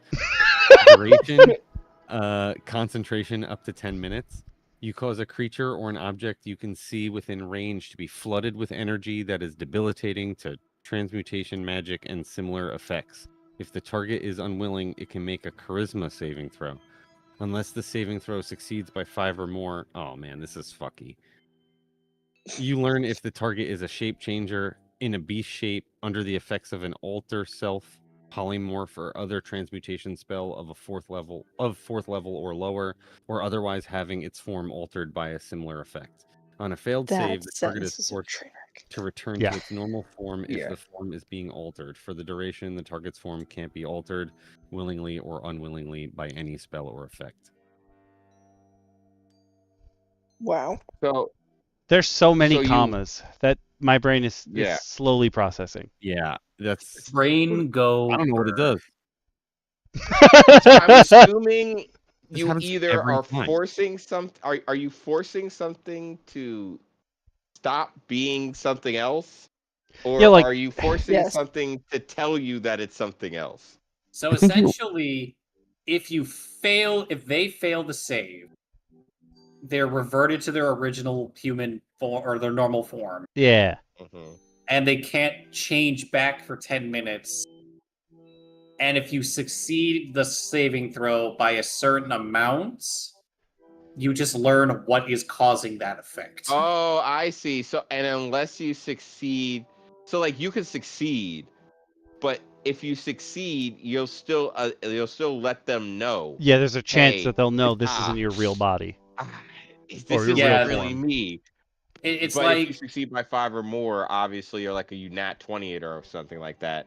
It's essentially the idea that, hey, you can continue to conceal it. Like you're still in good shape. You don't show any cracks in your disguise. Okay.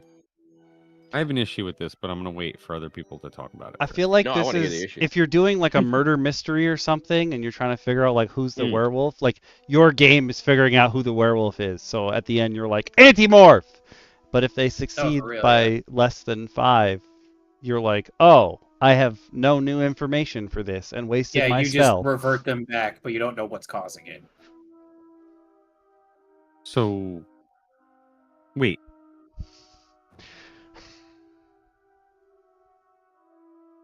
So like if they succeed but not by a lot, you know that's not their real form. But if they succeed by a lot, you don't know, so I you wish get there no was 2 information. spells. I agree Like with you. detect, or see polymorph or whatever it is, see transformation, whatever you got to name it to make sense. And also like, I don't know what you call it, like cancel transformation, right? Something. Like I think that should be 2 spells. The second stage thing is a cool idea, cool mechanic, and it works kind of nice once you understand it. But what if you learn that they're not and you don't and you wish to maintain that upper hand? True. What if you just want to know? Or Ooh. yeah, maybe you could make it if you upcast it. Like you Yeah. get the information. Yeah, like if you drop this down a few levels in spell, make it like a 2nd level spell, but you can, if cast at 4th level, do something extra too, you know, something like that, or the next round, Oh. something, see that, right? yeah. Like I don't know. I just feel like I want to have control over that and not be forced. Like I guess that's what it is. You just like. It is cancel transformation. That's all this spell is. Yeah. It's I just mean, like you could. I Yeah. also feel like the way this is worded and the intention is that you're stopping bad transformations, but like what if it's technically a good transformation? Like what if this is somebody else's BBEG polymorphed and you're just like something's weird about this guy and you accidentally transform them back? yeah, I mean, it would be cooler to like see true form, Yes, I like that. I like that. something like that, right? Like I don't know. Maybe No, that's just I me. think I would prefer that. I think I would much prefer that, like a see true form. Yeah. Because not everybody's transformation has to be bad. Is there a spell Yeah, isn't there already? True Sight? Yeah, but True Sight gives you lots of other shit too, right? Or is that all it does? That's what I mean. Sorry, like it's true better. seeing. It lets you There see we through go. all. Yeah. Any kind of illusion, any kind of shapeshifting. But it only works on people that are willing. Oh, I didn't know that. What? This spell gives the willing creature you touch. Oh. Oh. Yes, you No. just cast it on yourself. Yeah. I gotcha. I was like, what do you mean? They have to be. What? Huh? No, it could not fix Rail's eyes. That's part of Rail's face now. It's stuck. It's done. It's If wrapped. you into a whole other plane. That's Rail something. stuck like that. Oh, what's this? The consequences of my own actions. Good. Suffer Why on earth would you like ever accept he those? did. I suffer like G did, yes.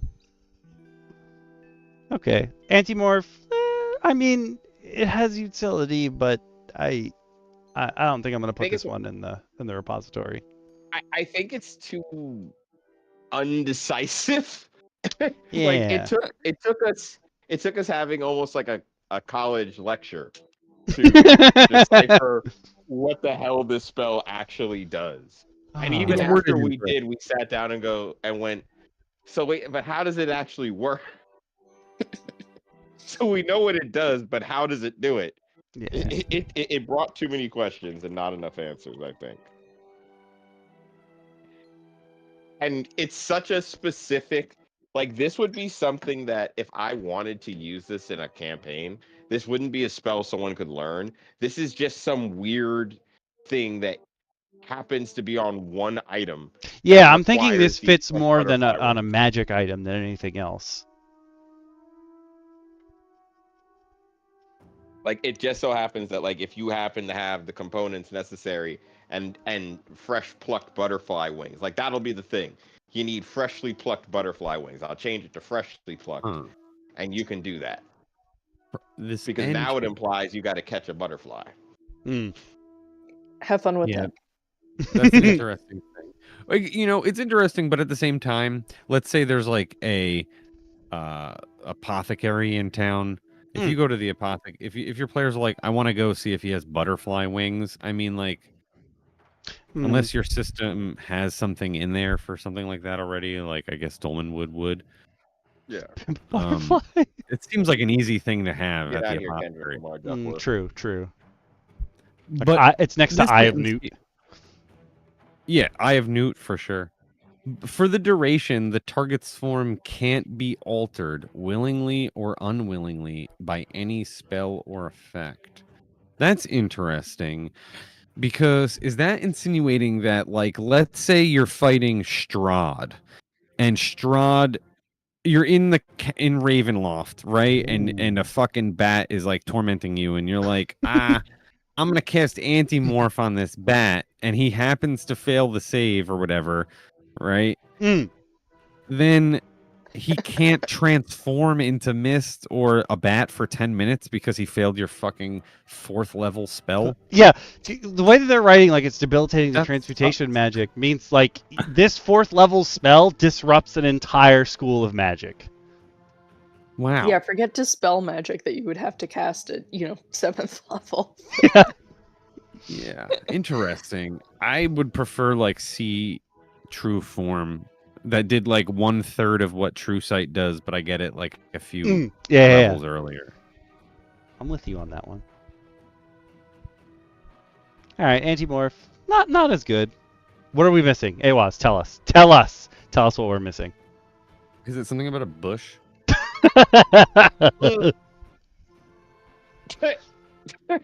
Yo, it's so close.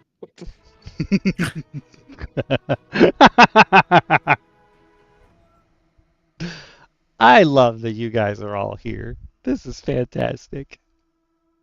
This is the round table. The table is round. This is the pentagonal. Able to be round. We're currently in our pentagonal form. We're like Modrons. We gain powers the more of us there are. Yes, It's that's exactly how we true. work. Oh. Yeah, like the idea is that like you want to use this on a bad thing, but what if you use it on a good thing?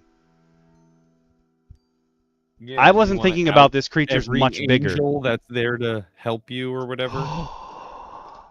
And they're like biblically accurate angels, so once you anti-morph them, you just go crazy.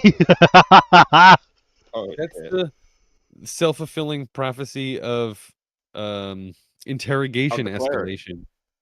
Or It's the- like, I think this person is suspicious, so I'm going to cast this spell and force them to out themselves if they are or aren't, and then Okay. suddenly it's a Okay. fucking aboleth Okay. or, I don't know, some kind So- of crazy creature.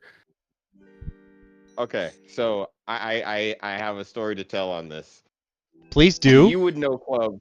You would know clubs because you ran this campaign for me once before. And spoilers to anyone who's never played Waterdeep Heist. But Oh, Dragon Heist. yes, Dragon Heist. So the rat people, the were rats so at one point in the game you will deal with some were rats. Okay. They will, if you choose to proceed and own a certain establishment, the were rats will attempt to start some shit. And what ended up happening is I was playing a cleric this game, and my party was interrogating the were rats. I was a forge cleric, so I'm in the basement looking at the gun that we had just recovered, trying to figure out how it worked, because in my mind in this campaign this time around, I'm going to learn how to manufacture guns and bring them back to the dwarves. Grimjack just got a That was my boner. goal. I was going to manufacture flintlock pistols and learn how to do this. and I was going to take the time to reverse engineer while working with certain other factions. And however long it was going to take my character, that was going to be my character's life goal. To have, like, that would be their life goal, but that would be the thing that I was investing my time in learning how to do. So long story short, we're encountering this, and my character comes upstairs, and my party's like, we're not letting these weird halflings go. It's like, who are you? Who sent you? And they're like, we're not telling, like, we work here. Like, we just work here. And it's like, no, nobody sent you. We don't know who you are. And like, they're very suspicious. And my cleric comes upstairs and I go, I cast Zone of Truth. Now, if you don't know, it essentially makes everyone attempt to tell the truth or resist and be aware that they've been compelled to tell the truth. All of them succeeded, but upon feeling the urge to tell the truth when I cast Zone of Truth, they split. And immediately my party just chased them down, and we kind of learned what they were. But I'm thinking that's gonna have the same effect if you hit something that wasn't expecting you to polymorph it. Oh, true. It's absolutely like if you accidentally, yeah, Awad says the tiny little dragon slid in, but what if you accidentally depolymorph something and find out it was actually an ancient dragon? It's like you mess with something accidentally, and That's by the way, ting! Yeah, it's like you just it's the unlocked the world self-fulfilling like fear. prophecy of interrogation escalation. Yeah, It's like you want to know who I am? Yeah. Like, oh shit. Not that bad. It's like it's too late. The walls start cracking. You feel the pull of the cosmos at your mental state. Roll wisdom checks. Every time you fail, lose 1d8 wisdom. You'll realize. I think if you say that to your player, they'll instantly realize they fucked up. That's like that's like you tell a player that like the NPC smirked, and they're like, "Nope, all right, something's fucked up. We have to interrogate this NPC. That's we have to party. figure out what's going on." Our party. That's no, our this party. is a semi-universal trait. Yeah. Our party just has a certain. He coat that can't does do that. it great. Screw Jafar. He took advantage of a tiny street urchin. Grimjack here. Grim, I'm gonna tell you, my character and my DM and I worked out for that campaign. It was going to take my character 30 in-game years. We were not going to fast forward years, but that would have been a goal if we ever got to 30 in-game years, that he would eventually mass produce things. It Grim, was not someone going got to a happen gun. in my. No one was gonna get a gun in that campaign like that. There was only gonna be one gun, maybe another if I figured out a way to copy it using Forge Magic. But I was Also, really gonna try and build pieces. I know that you still have Butterskull. You did not send Butterskull away with the corpse, so you have a revolver right now. I know. You told the party you were gonna give. Oh yeah, this is his gun. It's from his ranch and what have you. I'll give it back. You did not give it back.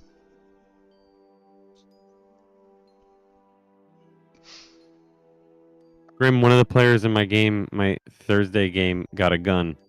Oh, that's true. He did. He did. He got a in fact, gear gun. It shoots gears. It's called a Ripper Jack, and it shoots gears that ricochet. What the? That's so cool! Honestly, I could see you using that, DM Lacara. It's very steampunk. Oh yeah. Oh yeah. Also, wasn't Leviathan one of the books that you brought up, DM Lacara? Oh yeah. Grim's giving a copy to the Laundry King. I was like, I know this book, but I don't know why. Yep. That was me. Actually, I think it was the Oxford comma that brought it up, and then I started fangirling. All right. We've got more spells on the docket, y'all. So many more spells. All right, let's go. Yeah, let's So go. the next one is probably DM Shin. You're gonna want to take this one because the next one is I feel like the you spell. curated this weird, and I'm not. You said this for 3 spells now, and I'm like, wait a minute. Can anyone tell me? Does anyone have a guess as to what the theme for tonight's spells are? If you are on YouTube, you can drop the description and follow along with us as we go through Badberry by Green Goblet Games. Oh my lord. Non-wizard spells? Ooh, actually, Is that the theme? Green. Oh, yeah. Everything nature related. I was gonna say no, Badberry I think is in the wizard spell list. I think. Oh. I was gonna say I don't No, actually. it's Bear not. Witness. It's Druid and Ranger. One of these is definitely wizard. I just don't remember what it is. Ooh, interesting. But this is Bear Witness? Badberry. Oh my god. I can't even imagine what that does. A bear comes and squints at what you're doing. That's my guess. You are not far from what it does. Oh no. Okay. I'm reading this spell ahead of time. This is making ahead and Shin read it into for a us. fucking... No. This is you. He said as don't a read Disney anymore. villain. I'm reading the next one. I'm reading missing the next Badberry, one. bro. You reading this? I ain't missing the next one. You can't take that from me. I will fight to the death. Oh god, Badberry, a level 1 conjuration spell for druids and wizards. With a range of touch, you have all the usual components for an action for a withered berry or a piece of rotten fruit with a duration of 24 hours. Dark energy curls around your fingertips as you conjure up to 10 small, glowing, and malevolent berries. Oh my god. They are infused with magic for the duration. After a creature eats a berry, it must succeed on a Constitution saving throw or take 1d8 poison damage and become poisoned for a minute. Yeah, you're just Maleficent. Yeah. A creature And can dwarves are hurl a like berry at a target, making a thrown improvised weapon attack. This 20 to sentence, 60 feet. How fucking hard can you throw this berry? Holy shit. this next sentence is the best. Rangers are proficient with berries? Okay, wait. Yo, proficiency with berries? Yo, Vin, I need a class in Dolmenwood that has this spell. The and Berry proficiency Mancer? with berries. Yes, give me Berry Mancer. Can we right. work that out? I need a Berry Mancer. I'll work it out. If you I'm don't have putting a this- character by the end of the week named either Tyler Berry or Matt Berry, you're canceled. What if I have Halle Berry? You son of a Ooh. bitch. Yeah. They're Answer, just a I'm on little it. overripe. Oh, Berry Man. Yo, that's the whimsical Druids shit I and need. rangers First we are get the proficient fucking- with berries. I First love we get the this. cookies, the wafers, and now we have the berry. Berries and cream. Yo, he's just gonna keep Oh. chucking up, Dingleberry! Hee! Anyway. On a hit, the target takes 1d4 poison damage, and the next attack roll against that target has it. What is this, guiding bolt? Unused berries rot and dissolve into a foul black sludge after the spell ends. Well, yeah, it's pure miasma. and At just higher corruption. levels, when you cast a spell using a spell slot of 2nd level or higher, the poison damage, both on consumption and when thrown, increases by 1 die. Oh. So you could, if you use like your highest level slots, man, you could potentially just like poison the entire court. Yes. But it is a save or suck. So somebody's gonna survive somewhere. And that becomes the character wonder for your what next the- campaign. I wonder what the con saving throw is. It's probably like their Well, I think spellcasting it's just save modifier. versus your con. Yeah. It's just save versus your con. No, I know, but I'm wondering what makes the DC. Like if you're just putting in a lot of dark magic, like your wisdom is really high. Yeah, Oh, no, basically. I would just assume though that when you say a con saving throw, it's just save versus your constitution, so equal to or above in 5e, like whatever your constitution is. I Give think. one of these to Rhett. Mm. Mm. Dude, I shudder to think of what Rhett is gonna acquire in his short Him. life. Give him one of these short berries. life. I'm not there to keep him alive anymore. That's very true, man. I don't know. You guys have limited resources to stay alive. I wish you guys the best. I mean, I was only I wish half you all the joking when I best. said we should stab him after the inn incident. Hmm. Use that scroll of hold person wisely. Oh, I None of them will. can. Oh, that's right. None of you can. Well, one of Never them's mind, about to sucks, become sucks. illiterate, so he's totally out. This is the one we're talking about. That is the one we're talking about. He's a goat person. Don't say it with such disdain. Okay, wait. He's a goat All- person. All he has to do is get attacked by a crookhorn, somehow survive, and just get, cum in his eye, and he's cooked. What? So It's blood or fluid. What?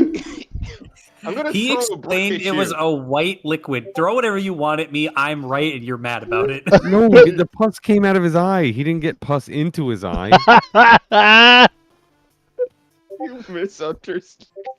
This took a turn. this is like in AWA's territory now. I'm trying to bring it into like medical territory at least. Listen, it's not my fault that the sickos Herotoman would love eyeball cummies. I'm gonna go lay down. All right, well, we're back. in the weeds with We're this one. back. Okay. So then, no, you stop it. You stop it right now, AWAS. You Yeah, can't, he's a you goat can't have person. it He's a, otherwise. thief. He's a thieving goat person that wants to commission silver tips for his horns. Because he has a cat person teammate that may or may not be poisoned if he got stabbed by them. I mean, you don't have to go at him very hard. The dude's built like paper. He's carrying a great axe and just lost strength. He actually just lost a plus in strength. Yeah, he went from +2 to +1. And strength was his highest stat, so it was sad that day. Blink Blanc juice. Get out of here. We have the You might next have to spell. stick to range soon. I thought that this next spell was going to be for DM Lacara, but you're right. It is a bear, so if DM Shin wants to take bear witness, he totally can. No, I kind of will let DM Lacara have this because this bear is so damn dapper. Oh, I he's feel so like good. this bear is somewhere in DM Lacara's world. Yeah, I'm pretty sure he works in the library. Yeah. Yeah. If you're on Yeah. YouTube, you can drop the description and look at this spell. If you're on Twitch, I just shared it in the chat and pinned it. I was going to say I'm not sharing them in the YouTube chat, but you guys can already see them. They're in the description. This is I love- just whimsical enough. I love this. I need to know how this works.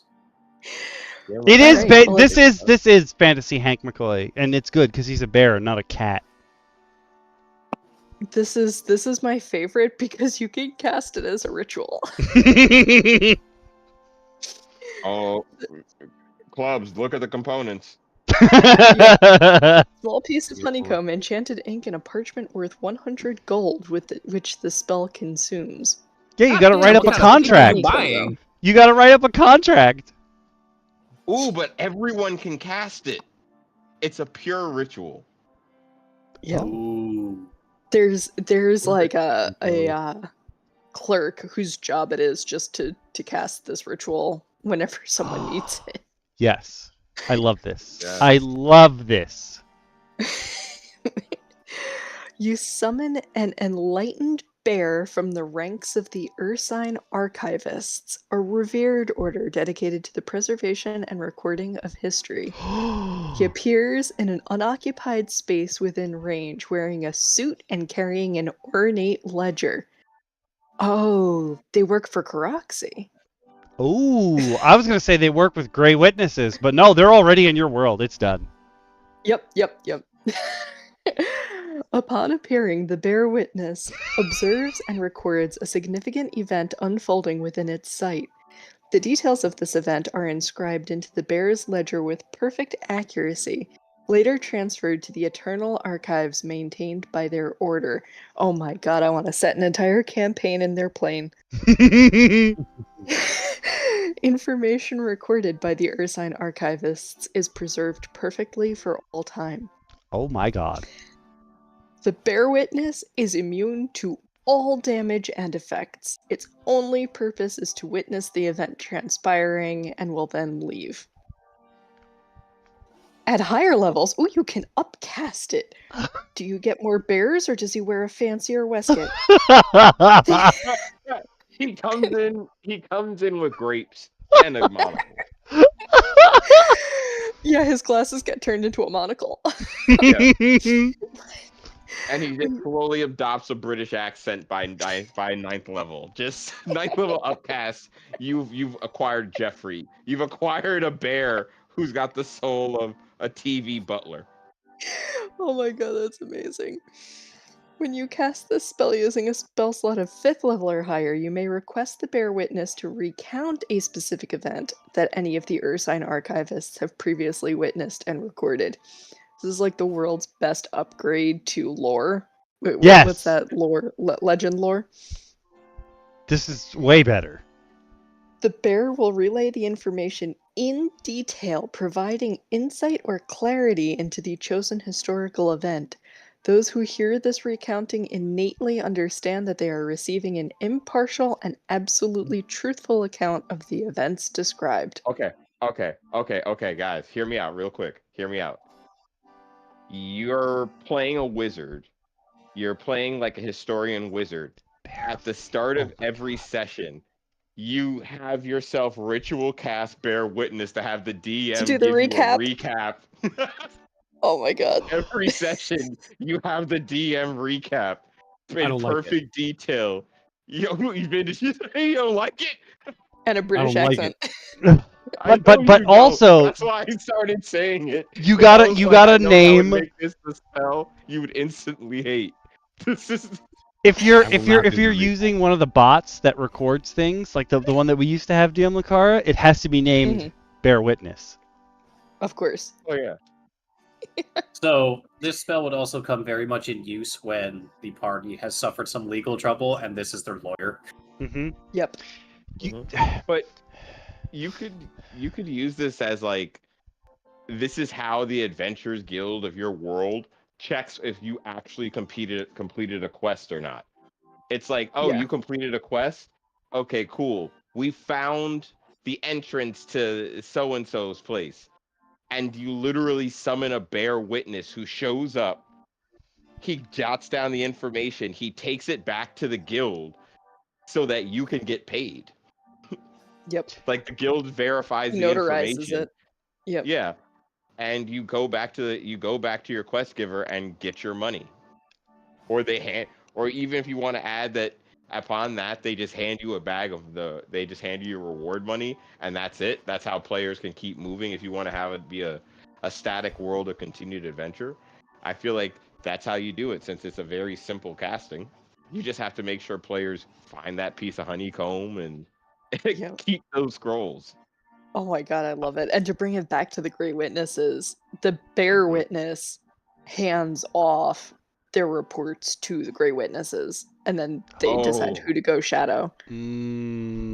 Oh. I'm also thinking on the Great opposite Witnesses end. take the pictures while the Bear Witnesses write down the information.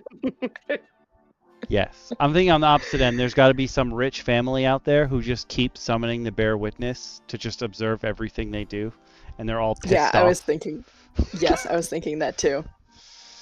Some like incredibly conceited wizard that just like keeps an apprentice whose job it is to keep summoning the bear witness to like write his memoirs, basically. Yeah. I am not a diary. Yeah. And we please have this spell for Cardna. I cannot justify whimsy of such caliber. Okay, then make it an eldritch horror we're summoning. Yeah, I was gonna say this thing does not have enough However, tentacles to it's be true, in it's true. Cardna. However, there is a bear-related constellation in Cardna. So Ooh. Yes. who knows? Ooh. Who knows how things work once you guys get out on the ocean? I am absolutely saving the spell. I feel like Yeah. the higher level version, like there's a different scroll you have to get, and probably whatever world you're in, the ruling class doesn't let people get the higher level scroll to summon the 5th level ones because they don't want people to know how they came into power. Oh, that's right. There would be information that that would be interesting. Like, how Mhm. do you keep people from summoning the bear witnesses to provide them secrets? Yeah. Oh my god, are the Ursine would have to archivists find it. just Wang Shi Tong's library? Yes. Yes. 100%. Yes.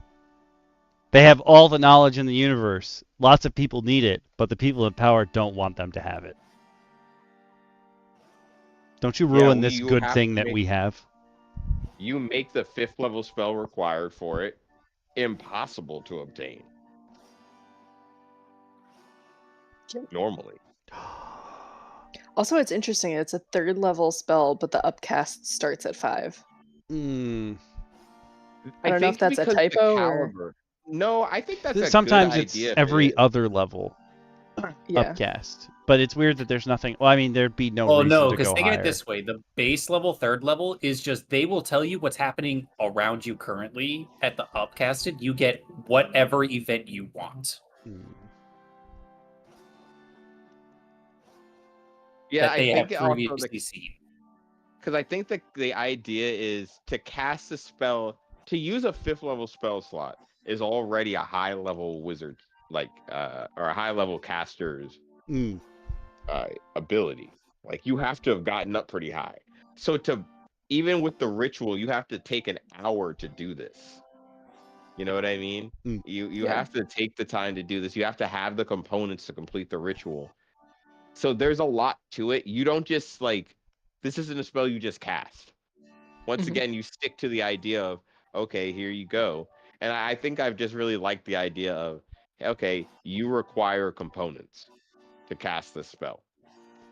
Yeah. You, I was trying to you could also easily work this just into the Forgotten Realms, where like the Bear Witness is the Bear Cardinals. Like that's their thing anyway. They're wise. They're like bear folk. They're super powerful celestials. They're basically already there, and like their leader is basically Big Mama Bear. So it's just her kids being like, okay, you got to go to work today. Make sure that your tie's all done right. Okay, now get out the door, sir. I could dig it. This could work. Or you can only get one story at a time from them for the 5th level casting. So that also lessens how much, whatever they've got. Now, as not to torture a DM, I would prevent my players, I think, from starting every session with them casting this for me to recount, because I would want to make sure they're taking notes. I feel like the bear witnesses come out and say to you, "Oh, interesting. I left the page with you," and they just disappear. Yeah, say just something say, about being here you go, read it. You go read it. If that's not how it's supposed to work, it's like, well, it's how it's working. It's true. Yes, that was Bear Witness. And now we have, okay, so Yeah, but- oh, no, go. In all seriousness, you get to say, actually, like, no, the recap happens outside of the game. It's not the characters recapping, it's us players, right? Yeah. Yeah. Yes. Got you with that. So the page for this says hiss hiss motherfucker, but actually it's called Slugs to Snakes. I think I said it backwards before. But if you are on YouTube, you can drop the description. If you're on Twitch, I'm pinning it right now. I assume DM Speedy is taking this one. However, I want you all to just take a good look at the art for this because it is fantastic. Sorry, fantastic. No, but this is glorious art.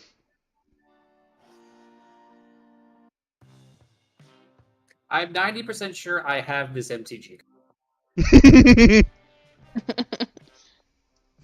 I'm pretty sure. Why doesn't that surprise me? Would you like to take this one? I suppose. Should I get my hat and my snake shooter? Yes, your hat and your snake shooter. And That's all the also, way over there.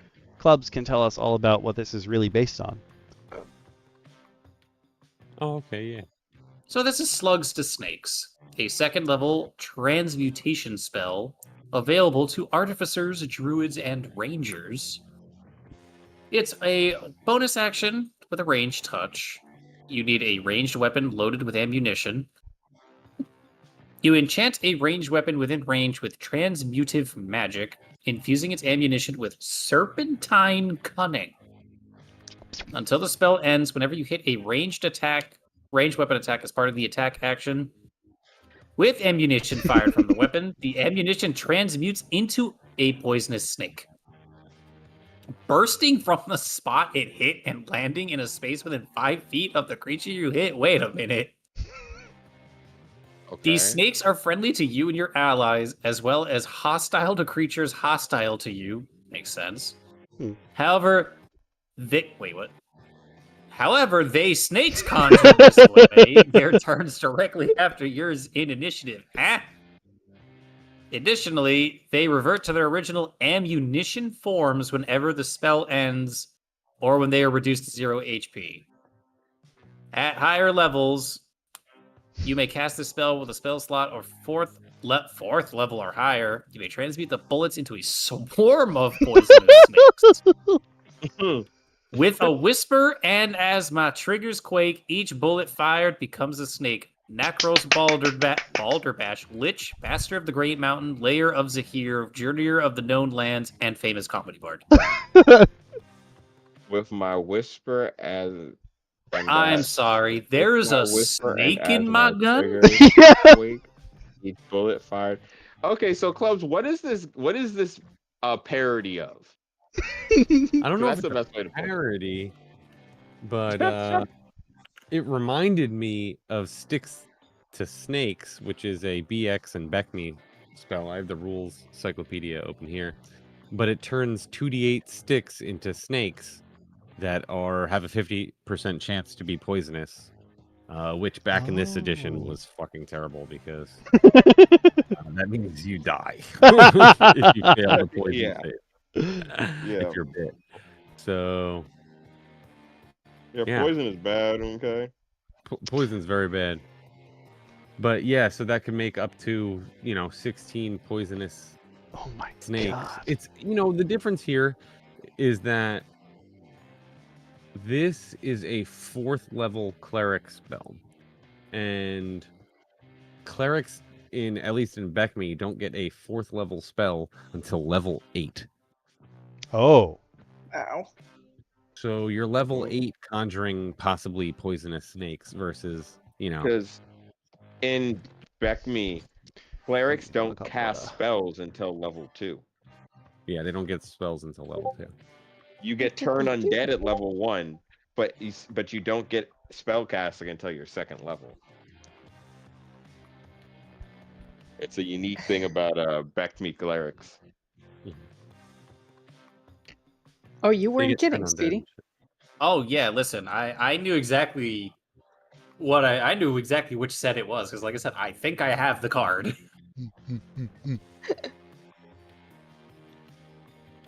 Okay, Oh, yes, the poisonous arcane snake reptile. is a 1/8, but I mean, oh, But naturally, they added a little bit of a but you get 2 of them. comedic flair. And then you get with that half swarm of snake. poisonous snakes.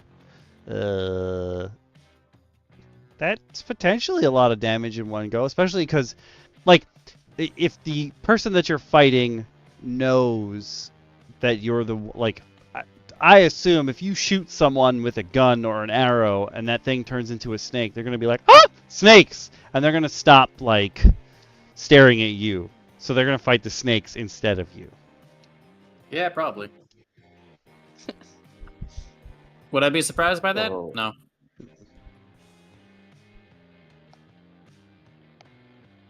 No, not at all. I just like, which poisonous snake did you mean?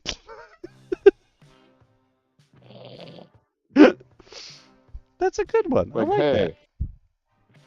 I think that's cute. I would this seems fine as it is. I wish This is- that the way that it was written, the rules as written here is your bullets don't do any damage. They just turn into snakes if they hit. I feel That's like that's fine because No? someone's gonna have to deal with snakes for a minute. Yeah. And I think this is a spell.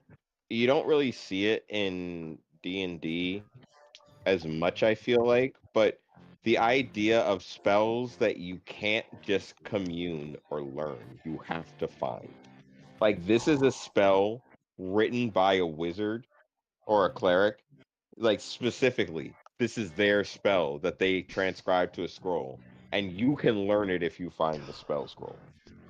Okay, you find this inscription somewhere with my whisper as my triggers quake. Each bullet fired becomes a snake, and you don't realize that that's an incantation. And the next time you go to fire your weapon, the bullets or the arrows turn into snakes, and the other person's like, ah! And you're also like, ah! I would just like to note that essentially you get 1 minute of this, so you, in theory, can fire off 10 shots of snakes. That was what it was. So in the Because it's not even the ammo itself that gets transmuted. It's the weapon that transmutes the information. So people were arguing about this in the chat.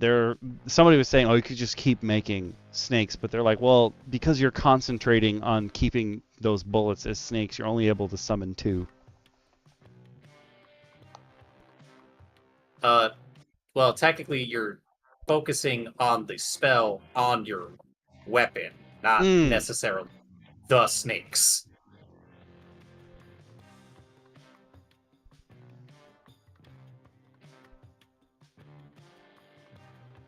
I'm the with snakes you can get on hit. this. Nobody cares.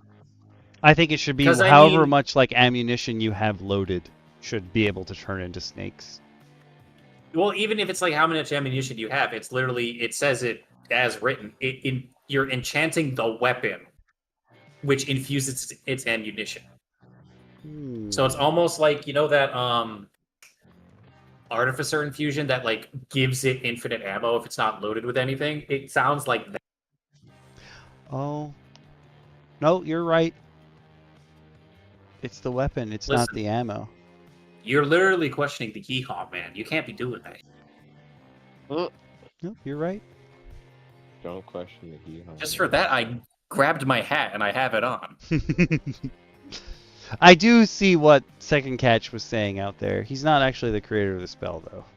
The creator of the spell is Ecstatic Newspaper 5. I'm sorry that 4 failed before 5, but hey, there's an Ecstatic Newspaper out there. No, it's no longer 5 apparently.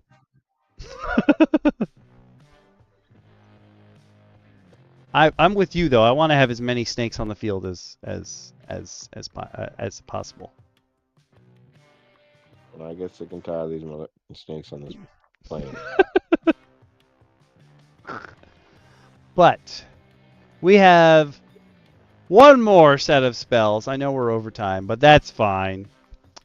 These are all summons to round out the full list of summons.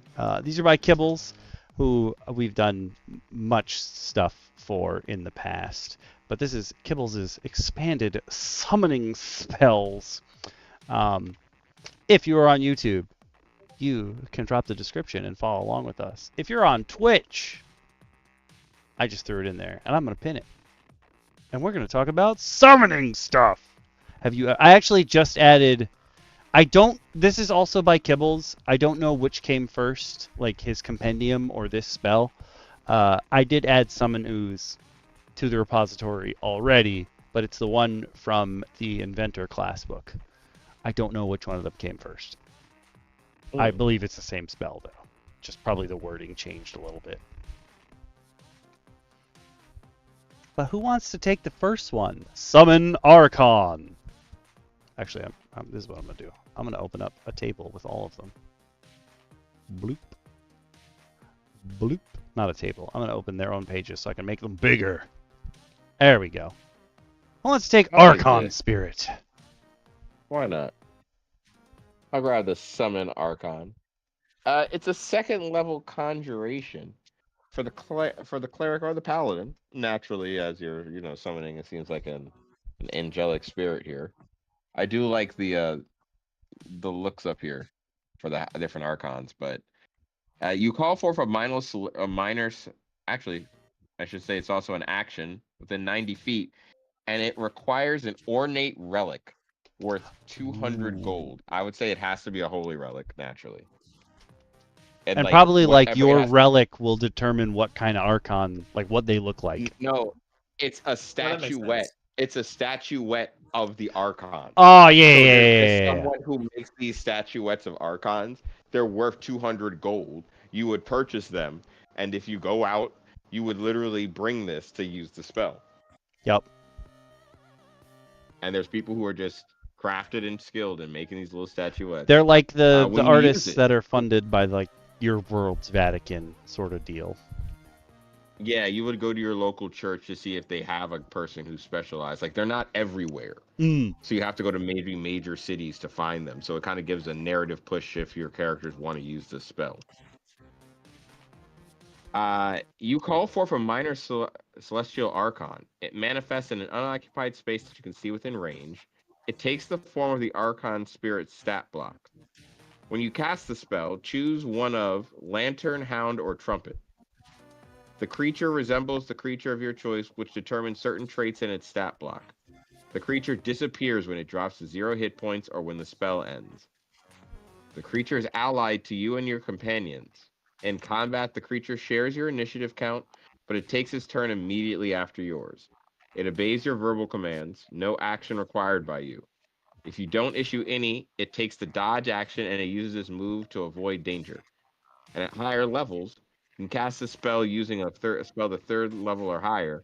Use the higher level whenever spell's level appears in the stat block. Oh, I see. I guess there's a notation for increasing a damage. But they give the stat block for the Archon Spirit, which is a medium celestial that's unaligned. That's kind of cool. They kind of note that it's just an Archon of a certain kind. You guess you can flavor it how you want to look. Well, yeah, because you could be a chaos paladin. So like it says Lantern Archon here, and I was thinking it was the green guy, and the green guy was casting a spell. No, the Lantern Archon is literally the orb. Is it? Yeah. Really? Yeah. Yeah. No, that tracks. Because the Trumpet Archon is the flying. Angel.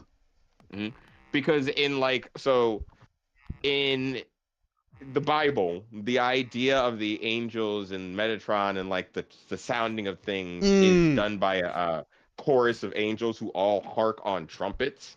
It's kind of like the end of times is hearkened by the sound of trumpets ringing. It's a very ancient Judeo-Christian lore kind of thing. This is for old people, yes.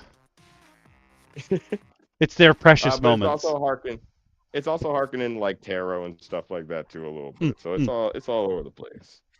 But these archons have armor class of 11 with additional spell levels gaining. It looks like an increase. So you use the plus the level of the spell as natural armor.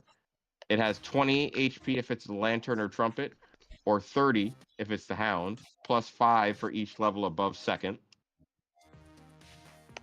It gains 30 fly. It gains 30 feet movement speed, and only the trumpet and lantern have 30-foot fly speed. But they all share. It looks like 14 strength, 10 dex, 14 con, 10 intelligence, 13 wisdom, and 14 charisma. They're resistant to radiant. They have dark vision and of 60 feet and passive perception. They do understand whatever language you speak, and they speak Celestial. Obviously, you can't fight it because it's a lie to you, so there's no challenge rating, it seems. But they do note the special abilities of each one. Hounds naturally have keen hearing and smell, and the Archon has advantage on wisdom checks that rely on hearing or smell. The Lantern sheds bright light in a 30-foot radius and dim light for an additional 30 feet. That's actually kind of cool, though, in that you summon a light. You can obviously, it's not the greatest use of a spell slot, but it is also something that will fight for you. Yeah, So why like not it's have fairy fire that a hurts fighting people. light? Yeah. Why not summon a fighting light? And the trumpet can use rallying call, which once per turn when the Archon deals damage, it grants one creature of its choice within 60 feet temporary hit points equal to half the damage dealt. Wow. Oh. I think trumpet is just on paper the best one. Like light, advantage, hit points. I think everyone's going to take hit points, right? I guess depending on the situation. Yeah. Keep people alive. That could be helpful. Yeah. All Archons have multi-attack. Oh. Okay. Equal to, it should make a number of attacks equal to half the spell's level rounded down. Oh. Well, so at the beginning, he's only got one attack, but... Yeah. But at the end, he's got 4 attacks. Yeah. The Hound has great swords. It uses a melee weapon attack plus your spell modifier, attack modifier to hit. A 5-foot range, 1 target, and does 2d6 plus 2 plus additional slashing damage equal to the level of its casting. The Radiant Bolt is the Lanterns. It's a ranged spell attack. It's radiant damage, which is pretty cool. It means you could slap Strahd in the mouth with your light bulb. It has a spell attack modifier to hit. It's 60 feet, which is pretty good range, and it's 1 target with 1d8 plus 2 plus your spell's level as radiant damage. And then you got the trumpet. As you mambo number 5, one creature of the Archon's choice within 60 feet must pass a Constitution saving throw DC equal to your spell save, or take 1d6 plus 2 spells level thunder damage. That's actually dope. You literally sound the trumpet and they can't handle the noise. Mm-hmm. And you literally like cause thunder damage to them. And it heals somebody else. Sort of. Oh yeah.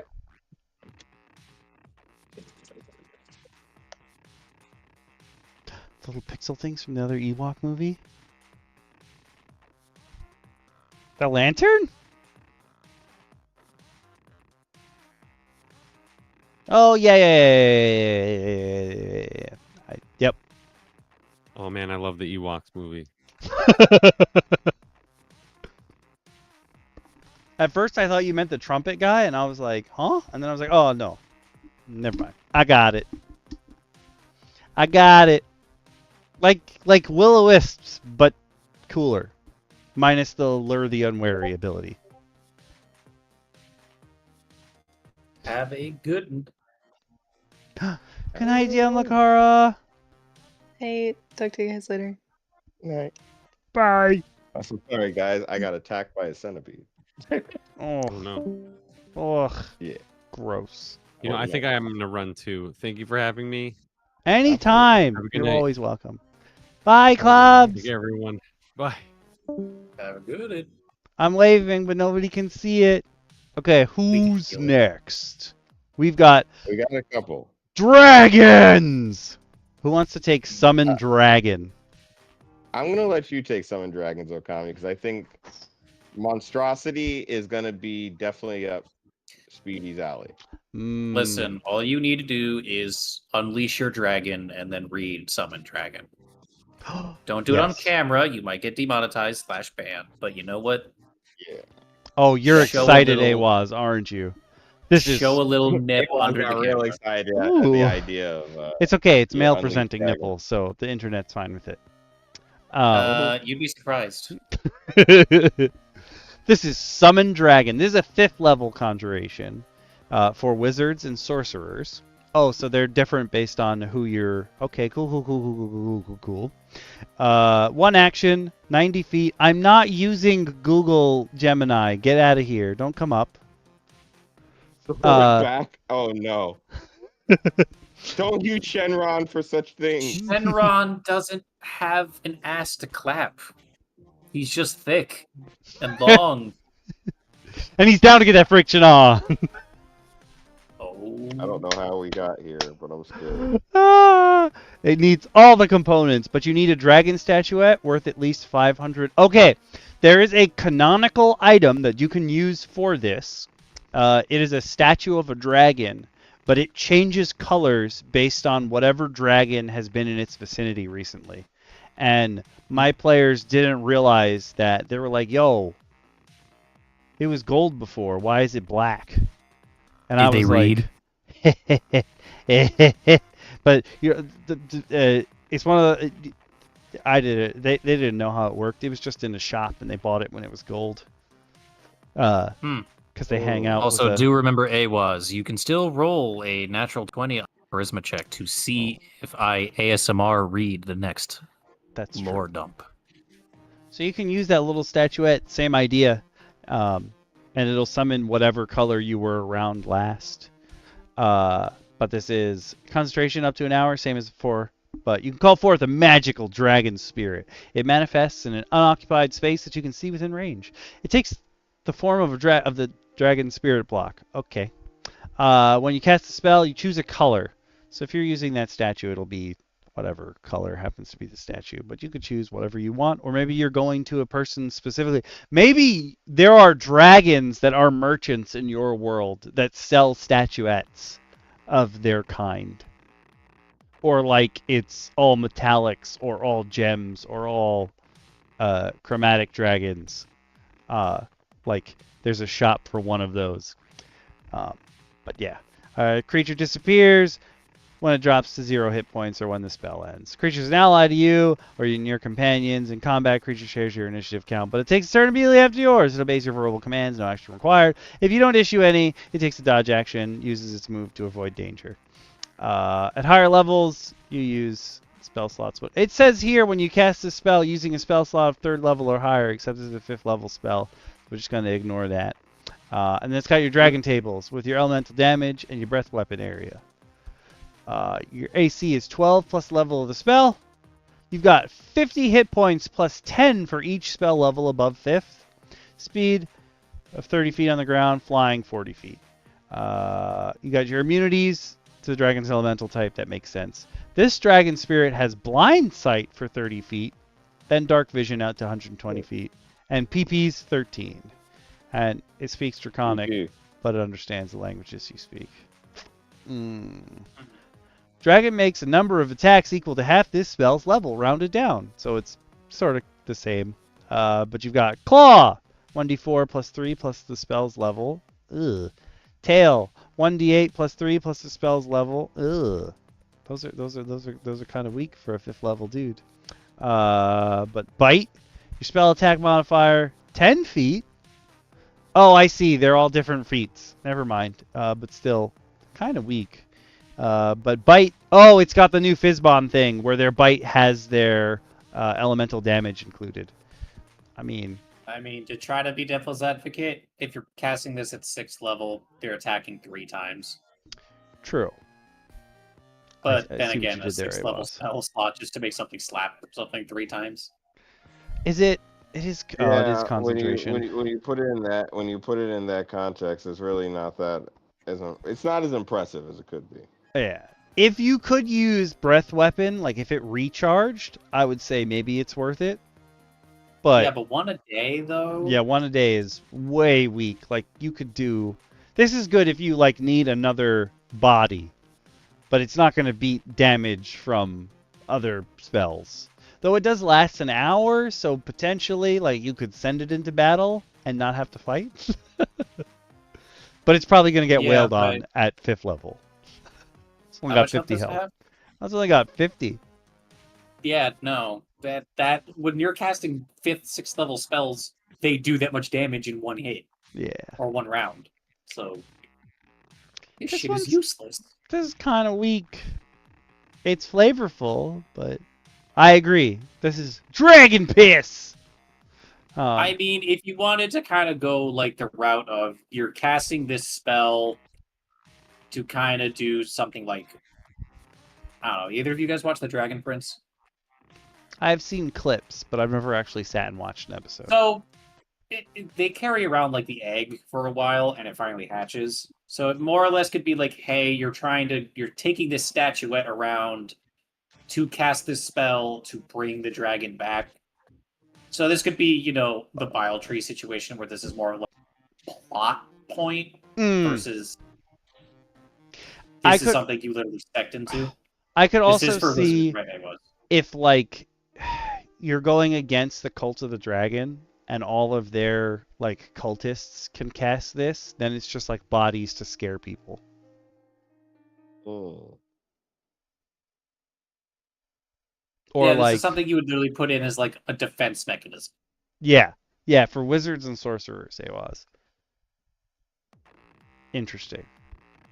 I mean, especially with having to go out and get that statuette for 500 gold, that's a lot.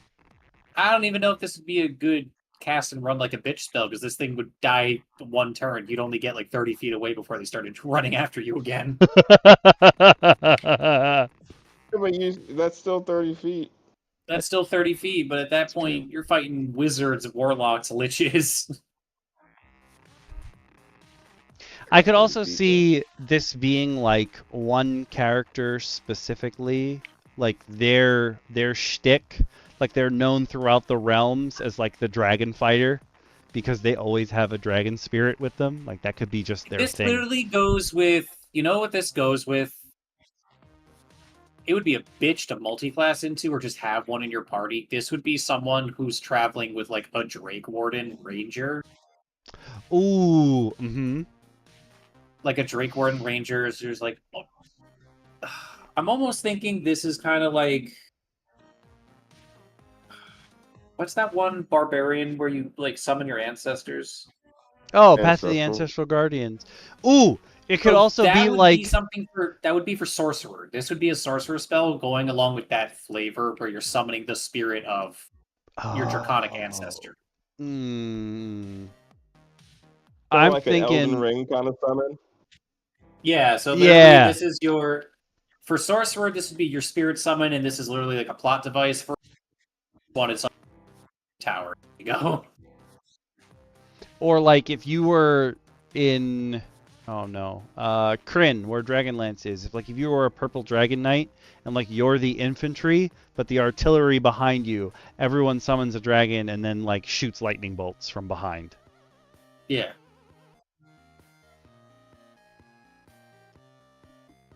It's okay, but I'm sure there's tons of better 5th level options. It's okay.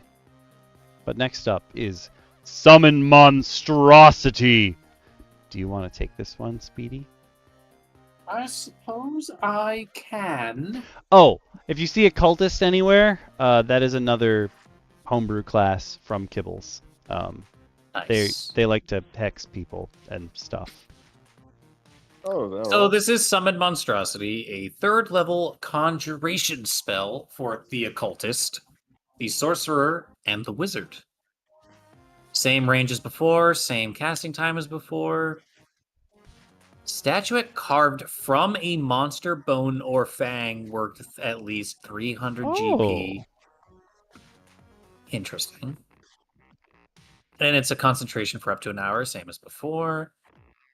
You call forth a magical monstrosity spirit. It manifests in an occupied space that you can see within range.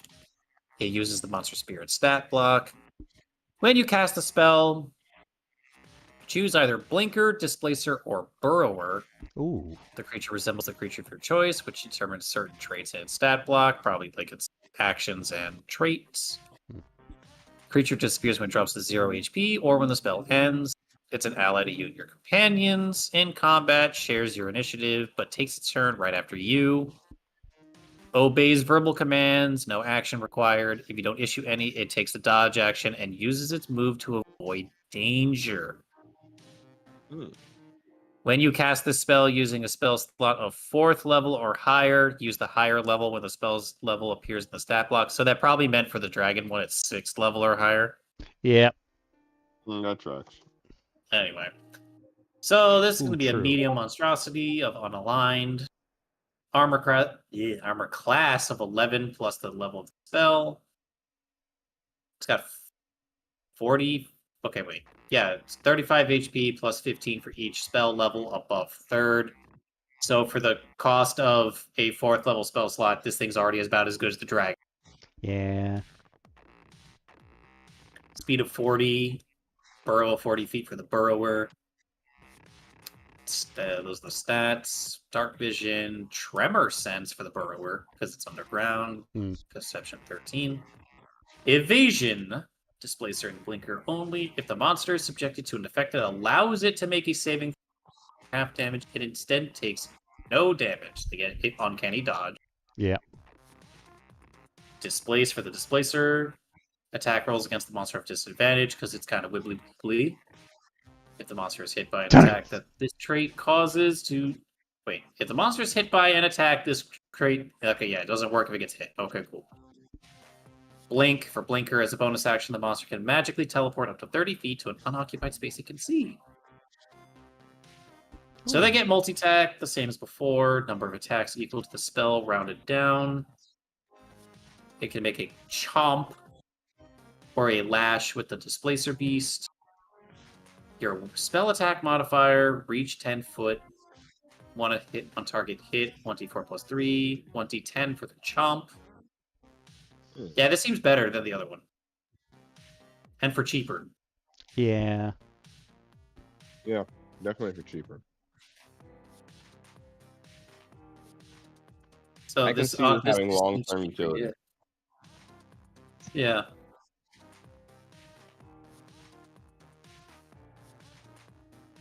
Poor dragons.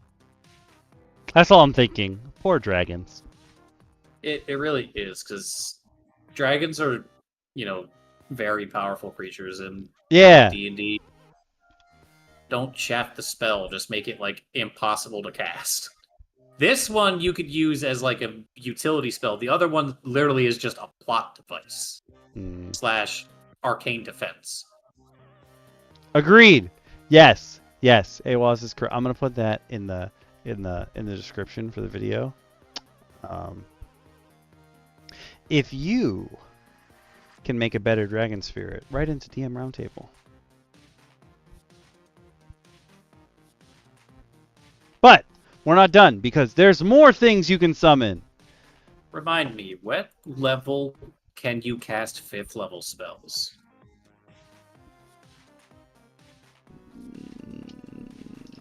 I want to say 9th or 10th, but it might be 8. Hold on. So at that point, just reword it to they don't get a number of attacks equal to half the spell. They get equal to your level rounded down. There you go. Right there's 5 attacks. Fat ass and huge constitution. I hate it here. Wait, what? Oh, you. When do you learn 5th level spells? You learn 5th level spells at 9th. Oh, I'm right. But yes. DM Shin, I'm going to assume you want to take this one. Mr. Druid. This is him.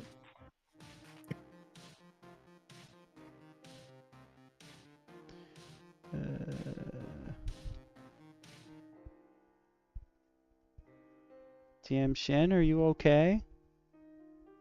Can you hear me now? Yeah. Can now. Oh, I was muted. Ha ha! Don't mind me. It happens. He was I had, spouting some no, but I sage was wisdom.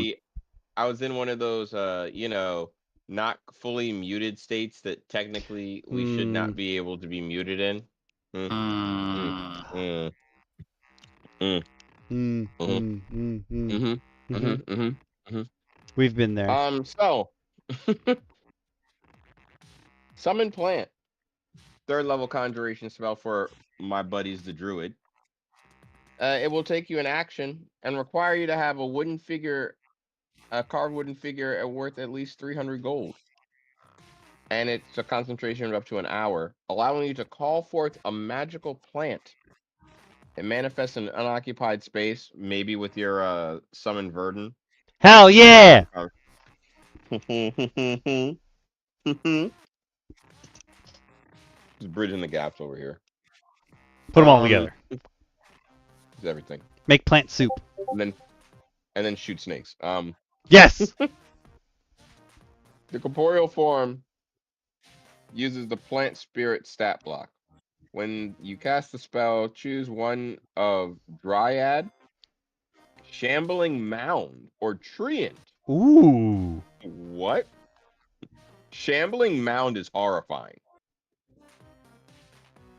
Yeah, it's scary. Yeah, I don't know if you've ever looked at a Shambling Mound, but you should. That is swamp. Yeah, swamp thing. Swamp thing. No. Yeah. The creature resembles the creature of your choice, which determines certain traits in the ability stat block. Creature disappears when it drops to 0 hit points or when the spell ends.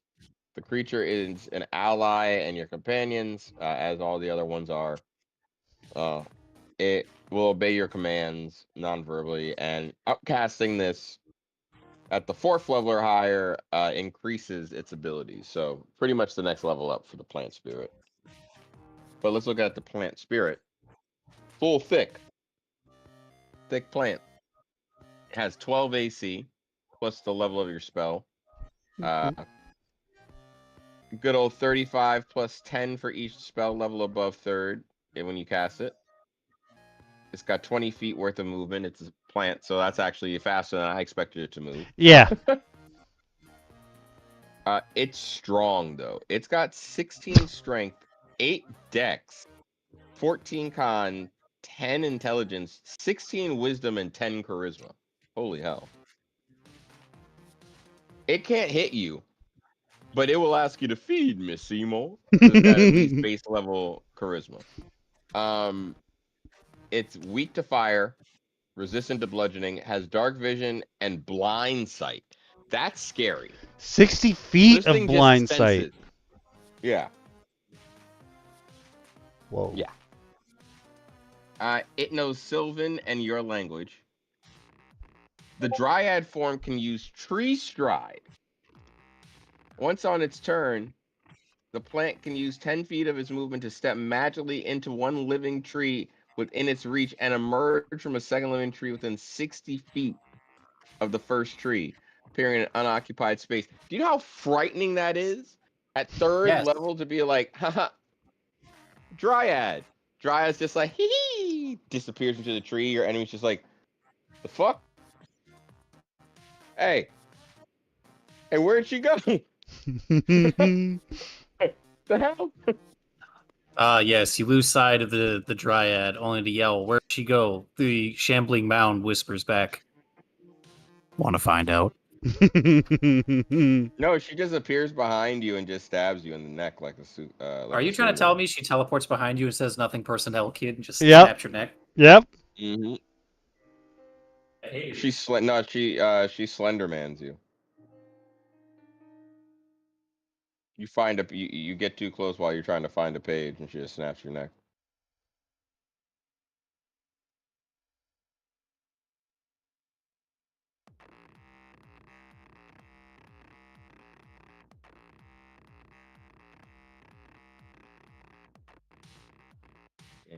Did I disconnect? Nope, you're still here. Okay, there we go. Sorry, disconnect for me for a second. Oh no.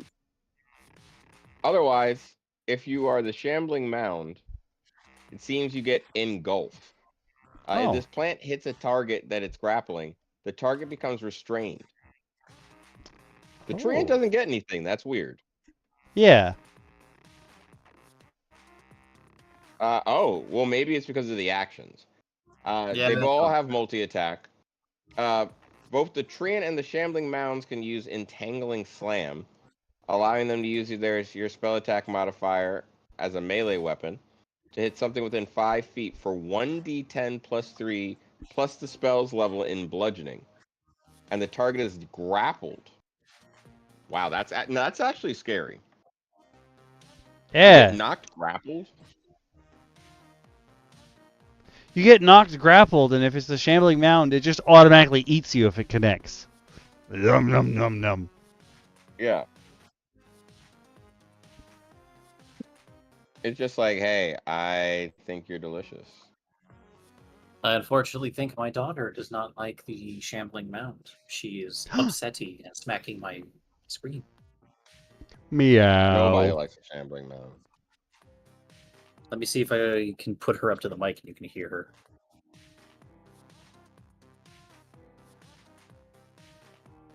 She's speaking Catanese. Yeah. She's speaking Catanese. Come on, Miso, say something to the babies. Meow meow. Meow meow. Oh wait, isn't that just Mjolnir? Meow meow. Yeah. You mean Mjolnir? Mm-hmm. Well, she's currently staring outside my window where I think someone's getting arrested. Ah. Oh, There's a lot of action That with the cops entertainment. around my apartment complex. You know, I had the SWAT team the other day. That was fun. As long as you're Please safe. be safe. I'm Yeah. okay. That's all that matters. You're safe. You and Mrs. Speedy's safety. Mrs. Speedy's okay. She's currently watching TikTok in the bedroom. Well, if you're not getting beaten up by this thing's entangling arms, it then also lashes out with vines. Treants and dryads can use their spell modifier to reach up to 15 feet for slashing damage and then grapple you. Yeah, I hate it. They can grab you from 15 feet away. So the treant actually is probably the more frightening thing in its own right, because it's just like, I'm going to grab you or I'm going to hit you wherever I am, but I'm a tree. Yeah, make sure to I don't read like that that. note at the bottom about vulnerable tips. I did. Now read it out loud. Well, vulnerable limbs, note. As per Sage Jeremy, a creature you are grappling can attack you regardless of if you are in its normal attack range by attacking the you are using to grapple. It was late. Okay. It was It late. was late. He wrote a lot of things. Okay. It was late. It was late.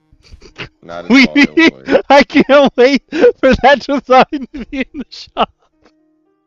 Yeah, it was late. It was late. I'm gonna need that. Oh god, that hurt to read. It was late. That's. It's got to be on the screen. There has to just be nothing but typos. That's the caveat. It was late. It was late. For every unfortunate typo, you suffer 1d8 psychic damage. Truly. If truly. it forces you to physically stop to process it, damage is doubled. Oh my god. Oh my god. I think this just means, I thought this was, because it said vulnerable limbs, I thought this was going to be like, hey, you can hit the limbs. But instead it's like, oh, if you're inside of the shambling mound, he's like humping you with his insides. What imagery? He's like doing the worm standing up, but it's just like the vines inside are punching you in the face. Has anyone ever told you have a way with words? some folks have. Okay, there's 2 more. Oh, I think this is Summon Swarm is the same as the one I put in there before. But before that, there's, well, the Summon Ooze is Summon Slime. So if you're really into that time I got reincarnated as a slime, you too can now call forth a magical ooze. But this is only a first level conjuration. It has basically all the same abilities that all the rest of them had, except your choices now are green, red, or yellow. And your ooze spirit has 6 plus the level of the spell, so 7 health at level 1. He gets 5 hit points plus 10 for each spell level above first.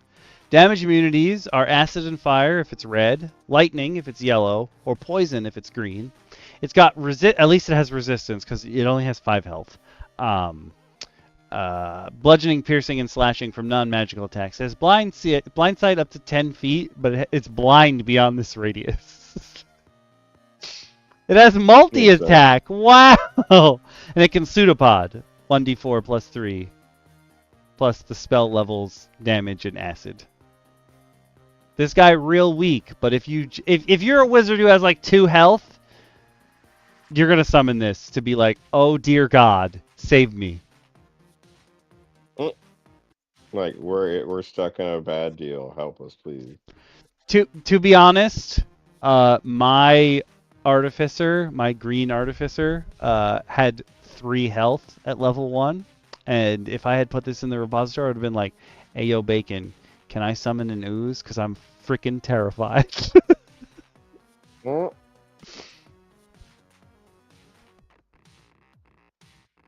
But there's one left. Who wants to take Swarm Spirit? That sounds like a DM Shin. I think I will tell you. Oh no! I think that's you, DM Speedy. A swarm spirit. I think that's all you. As you can see, getting a little close to the mic here. Hold on, I can't see shit if I'm leaning down. Can you guys hear me okay when I do this? Mm-hmm. Yeah, your version of the microphone does not peak. Mine is too old and it will peak. Good. It's only hit a nat 20. No, I'm just lazy. That was fair. I feel that. Or, swarms get me like this. Anyway, Ooh. so Getting all swarmed up. swarms are a scoot swarm. It is a medium monstrosity. It has an armor class of 10 plus the level of the spell, with 10 HP plus 5 for each spell above first. You can make it spiders, wasps, or quippers. Yo, a real swarm of quippers is terrifying. No, we almost got TPK. Resistance to physical damage. You have to kill it with fire. Mm-hmm. The swarm can occupy another creature's space and vice versa, and the swarm can move through any opening large enough for a tiny creature. They can't regain HP or gain temporary HP. Spiders can climb up difficult surfaces, including upside down on ceilings. Very goated Dampier ability, just so you guys know. I used this the other day. Spiders can also ignore movement restrictions caused by webbing. They have multi-attack equal to half the spell's level rounded down. They can bite you for 2d4 damage, plus poison damage. And they can bite you as a quipper for 3d4, plus the level spears. Jesus. Like the real swarm of quippers, DM Bacon almost TPK'd us. We were like, I don't know, like level 5 or 6 at the time. I mean, at least you require so many quippers. A golden insect worth 200 GP for a druid, occultist, or wizard. It's a level 1 conjuration, same as the other stuff, but a range of 90 feet. Ooh. And you call forth a magical swarm. It manifests an unoccupied space that you can see within range. It's a corporeal form, uses the spirit I just read, the stat block. You choose between spiders, wasps, or quippers. The swarm resembles the creatures of your choice. Yeah. They disappear when they drop to 0 HP. It's an ally to you and your companions. Shares your initiative, but takes you right after you. Obeys your commands. It dodges if it doesn't. If you don't tell it to do anything. When I use the spell using 3rd level or higher, it uses a higher level when you use the stat block. Okay. Interesting. I don't know if this 200 gold insect is supposed to be 200, because all the other ones have been 100 times whatever the spell level is. Well, maybe it's because, well, what does I the suppose ooze it do? does more than the It ooze does spirit. summon an entire swarm of things. Like, if you do a whole swarm of Quippers, you're killing something that easily can be killed by a level 1 spell. True.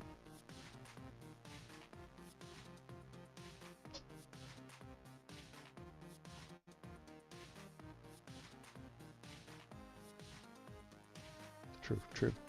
But those were all these nature spells that I had.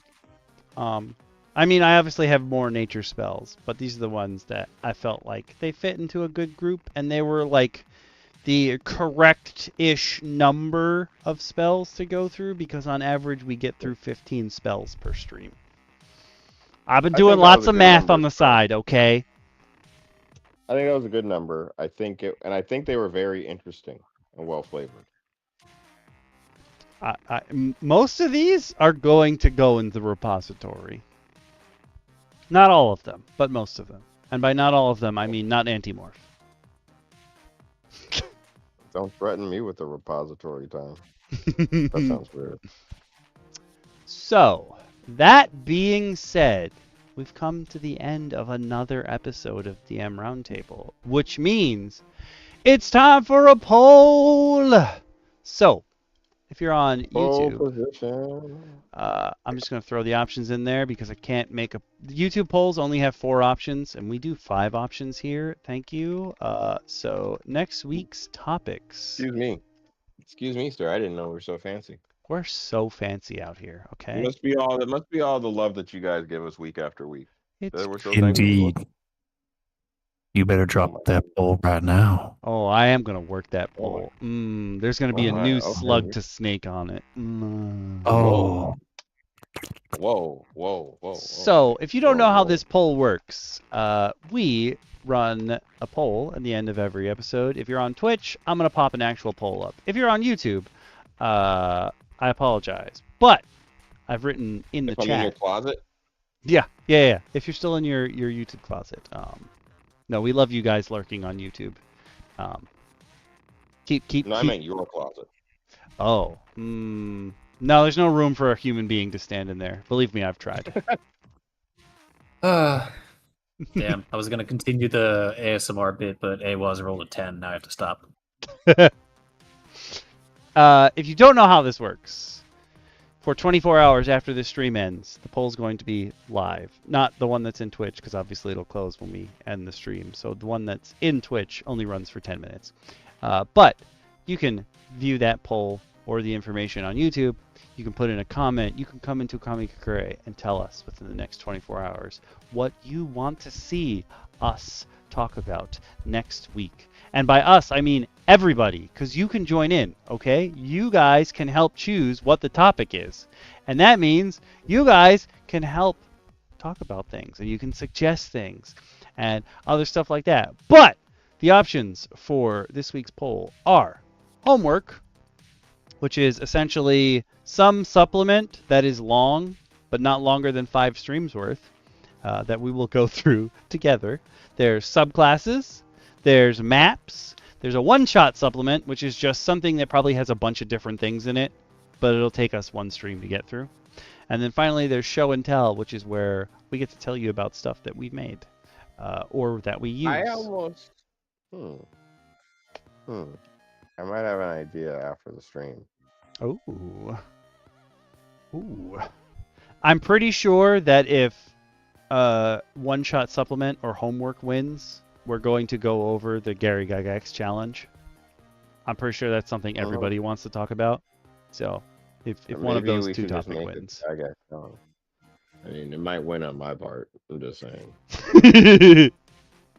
I'm not saying I'm gonna snub them. I'm not saying I'm fixing the vote, but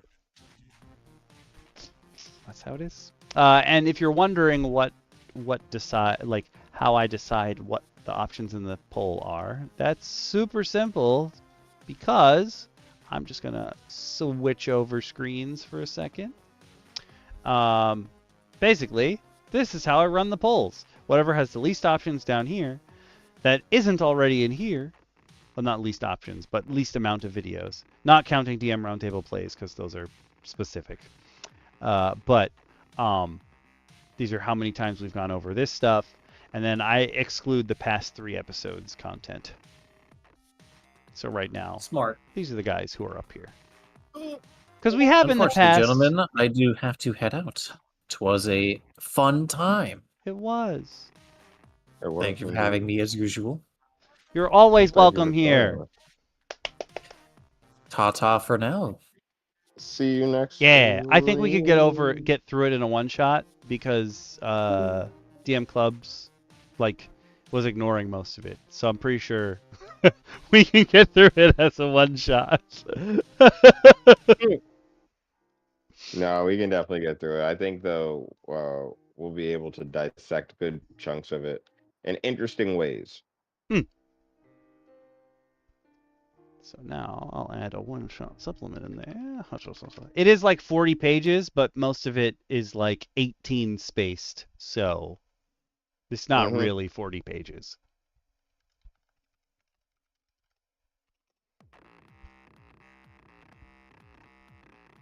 But yes, do not worry if you can't vote in the Twitch poll. You can hit us up elsewhere. The only place I would recommend not hitting any of us up is Twitch DMs, because I never check those since they hid them behind like 9 different menus, and I'm not going in there. Probably because of Dr. Disrespect. Ooh.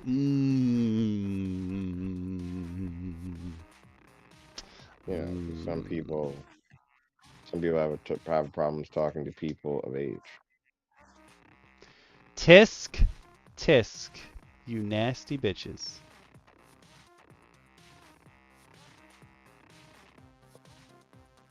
Yeah, we will hang out with y'all. Where will people find you this week?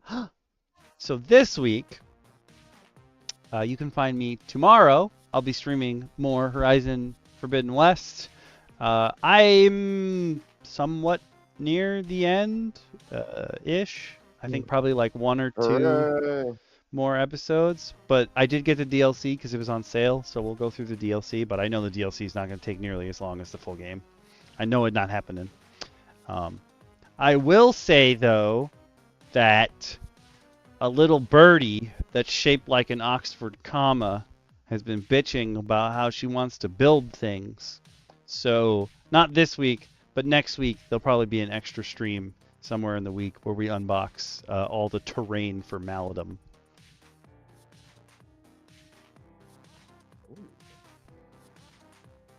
Where can they find you this? And obviously, I'll still be uploading, and you can just come to the Discord and chat with me. Where can they find you, DM Shin, this week if they're looking for you? I will be still carefully crafting things. Some of you may not know, but we did gather everyone for an intro cardinal yesterday. I do have to gather you, DM Okami, and another player to get everything started. Oh, true. We got to have our session 0. Well, not a session 0. It's an intro. Session 0 is very special. Ooh. Session 0 is the first session. Okay. That's how I'm going to teach you guys the game. Okay. Yeah, I cooked something up for you guys. Okay. In good hands with Allstate. But other than that, you can always find me and message me at any point in time on the side, on Discord. You can find me in the Kamigori. I will be there and available. So just take a peek out for Darth Shin, the Jank Inquisitor. I feel like I never know. I always have to double check before I start saying what my name is in the channel on the server, because every once in a while I pop in and it's like, that's not my name anymore. True. That is a Grimjack special. The boy do be loving to do that. Yeah, you do know where to harass me. You're harassing me right now. Also, not necessarily where can you find me. Generally speaking, after the streams lately, I've gone, well, not the Tuesday stream. Before the Tuesday stream went to 2 a.m., and when it was done, I would go on Rivals. But usually after DM Roundtable, I go potty and then I jump on Rivals. So if you do want to do some dailies with me after that, you're all welcome.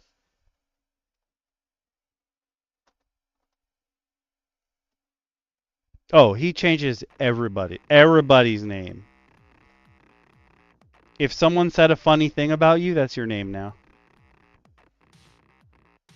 However, oh no, what is his? No, yeah, he's never changed Jack DT's name to Melon Lord, which I think he should at some point. Missed opportunity. He's also never changed Nox's name to Bumkilla 9000 though, so. Probably for a good reason. If I had to fathom a guess. He just gave you a good name. Oh, good. We can play. And Fist will probably join us too. He just won't turn on his microphone.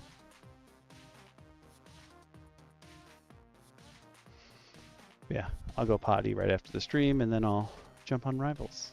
I think that's a good way to get the community going. I did talk to my potential new boss today. He caught up with me first because the guy who will like actually be my boss was gonna catch up with him, but he's in Australia, so I was just easier to catch up with. And I was like, "Oh, you guys haven't talked yet. That explains a lot."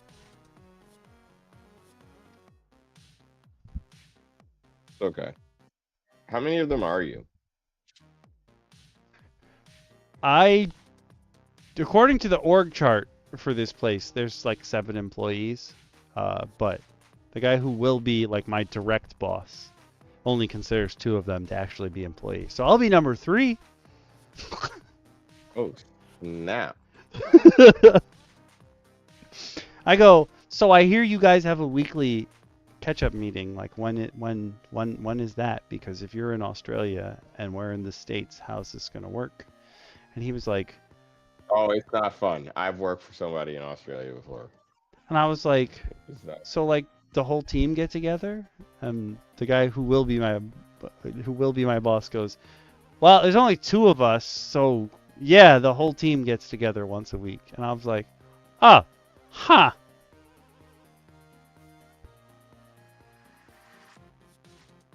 Boop, boop, boop, boop, boop, boop, It's gonna be boop, boop. interesting. It will You be just got an interesting. invite. You just show up. Basically, I'm like, all right. Sounds good to me.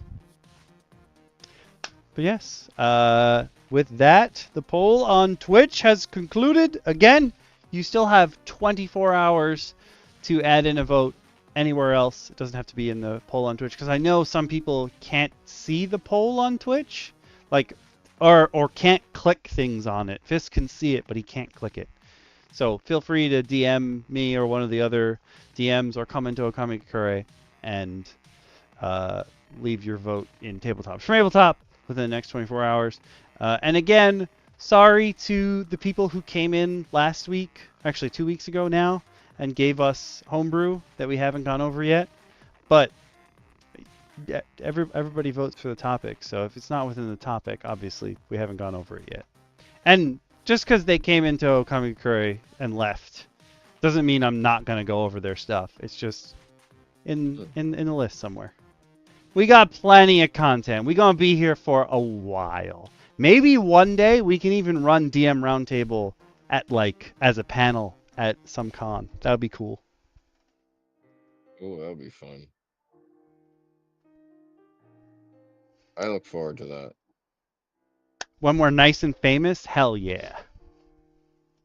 I'll need fame. There was Named homebrew. much. There will always be homebrew. That's the beauty of it. Basically, So, there's always flavor for somebody. yeah. Everyone out there, please, for the rest of the week, or at least until we see you tomorrow if you come hang out during the Forbidden West stream, have fun with your games. Be nice to each other. Be happy. Go out and be happy, okay? So, I will tell Nightbot to give the bye. I'm going to do it on YouTube first because it takes forever. But, I'm going to oh, hey Nightbot, you just popped up randomly on Twitch. That's cool. We will see, not just me. We will see all of you next week for more homebrew and other stuff and supplements and other things. We're going to talk about D&D because once a week talking about D&D, I mean, if it was just once a week, it wouldn't be enough. So we can talk about it in the server. It's like too. chicken. Yeah, it's true. It's like chicken noodle soup for the soul or something like that. Basically, it's therapeutic. Bye, Twitch. Later, Twitch. Later, YouTube. And bye, YouTube. you. You got them! No! I turned off Twitch! Awa's got her package! That sounds wrong to the people on YouTube. Awa's won the 1,750 sub giveaway. And we also sent her just something from the shop because she's done so much buying stuff from the shop for us. And like is QA. Top level. Yeah, AWAS is definitely like our top level, one of the upper level contributors, and near dear and been with us for a while now. Feels like AWAS has been here since the beginning, and we're happy to have AWAS with us week after week.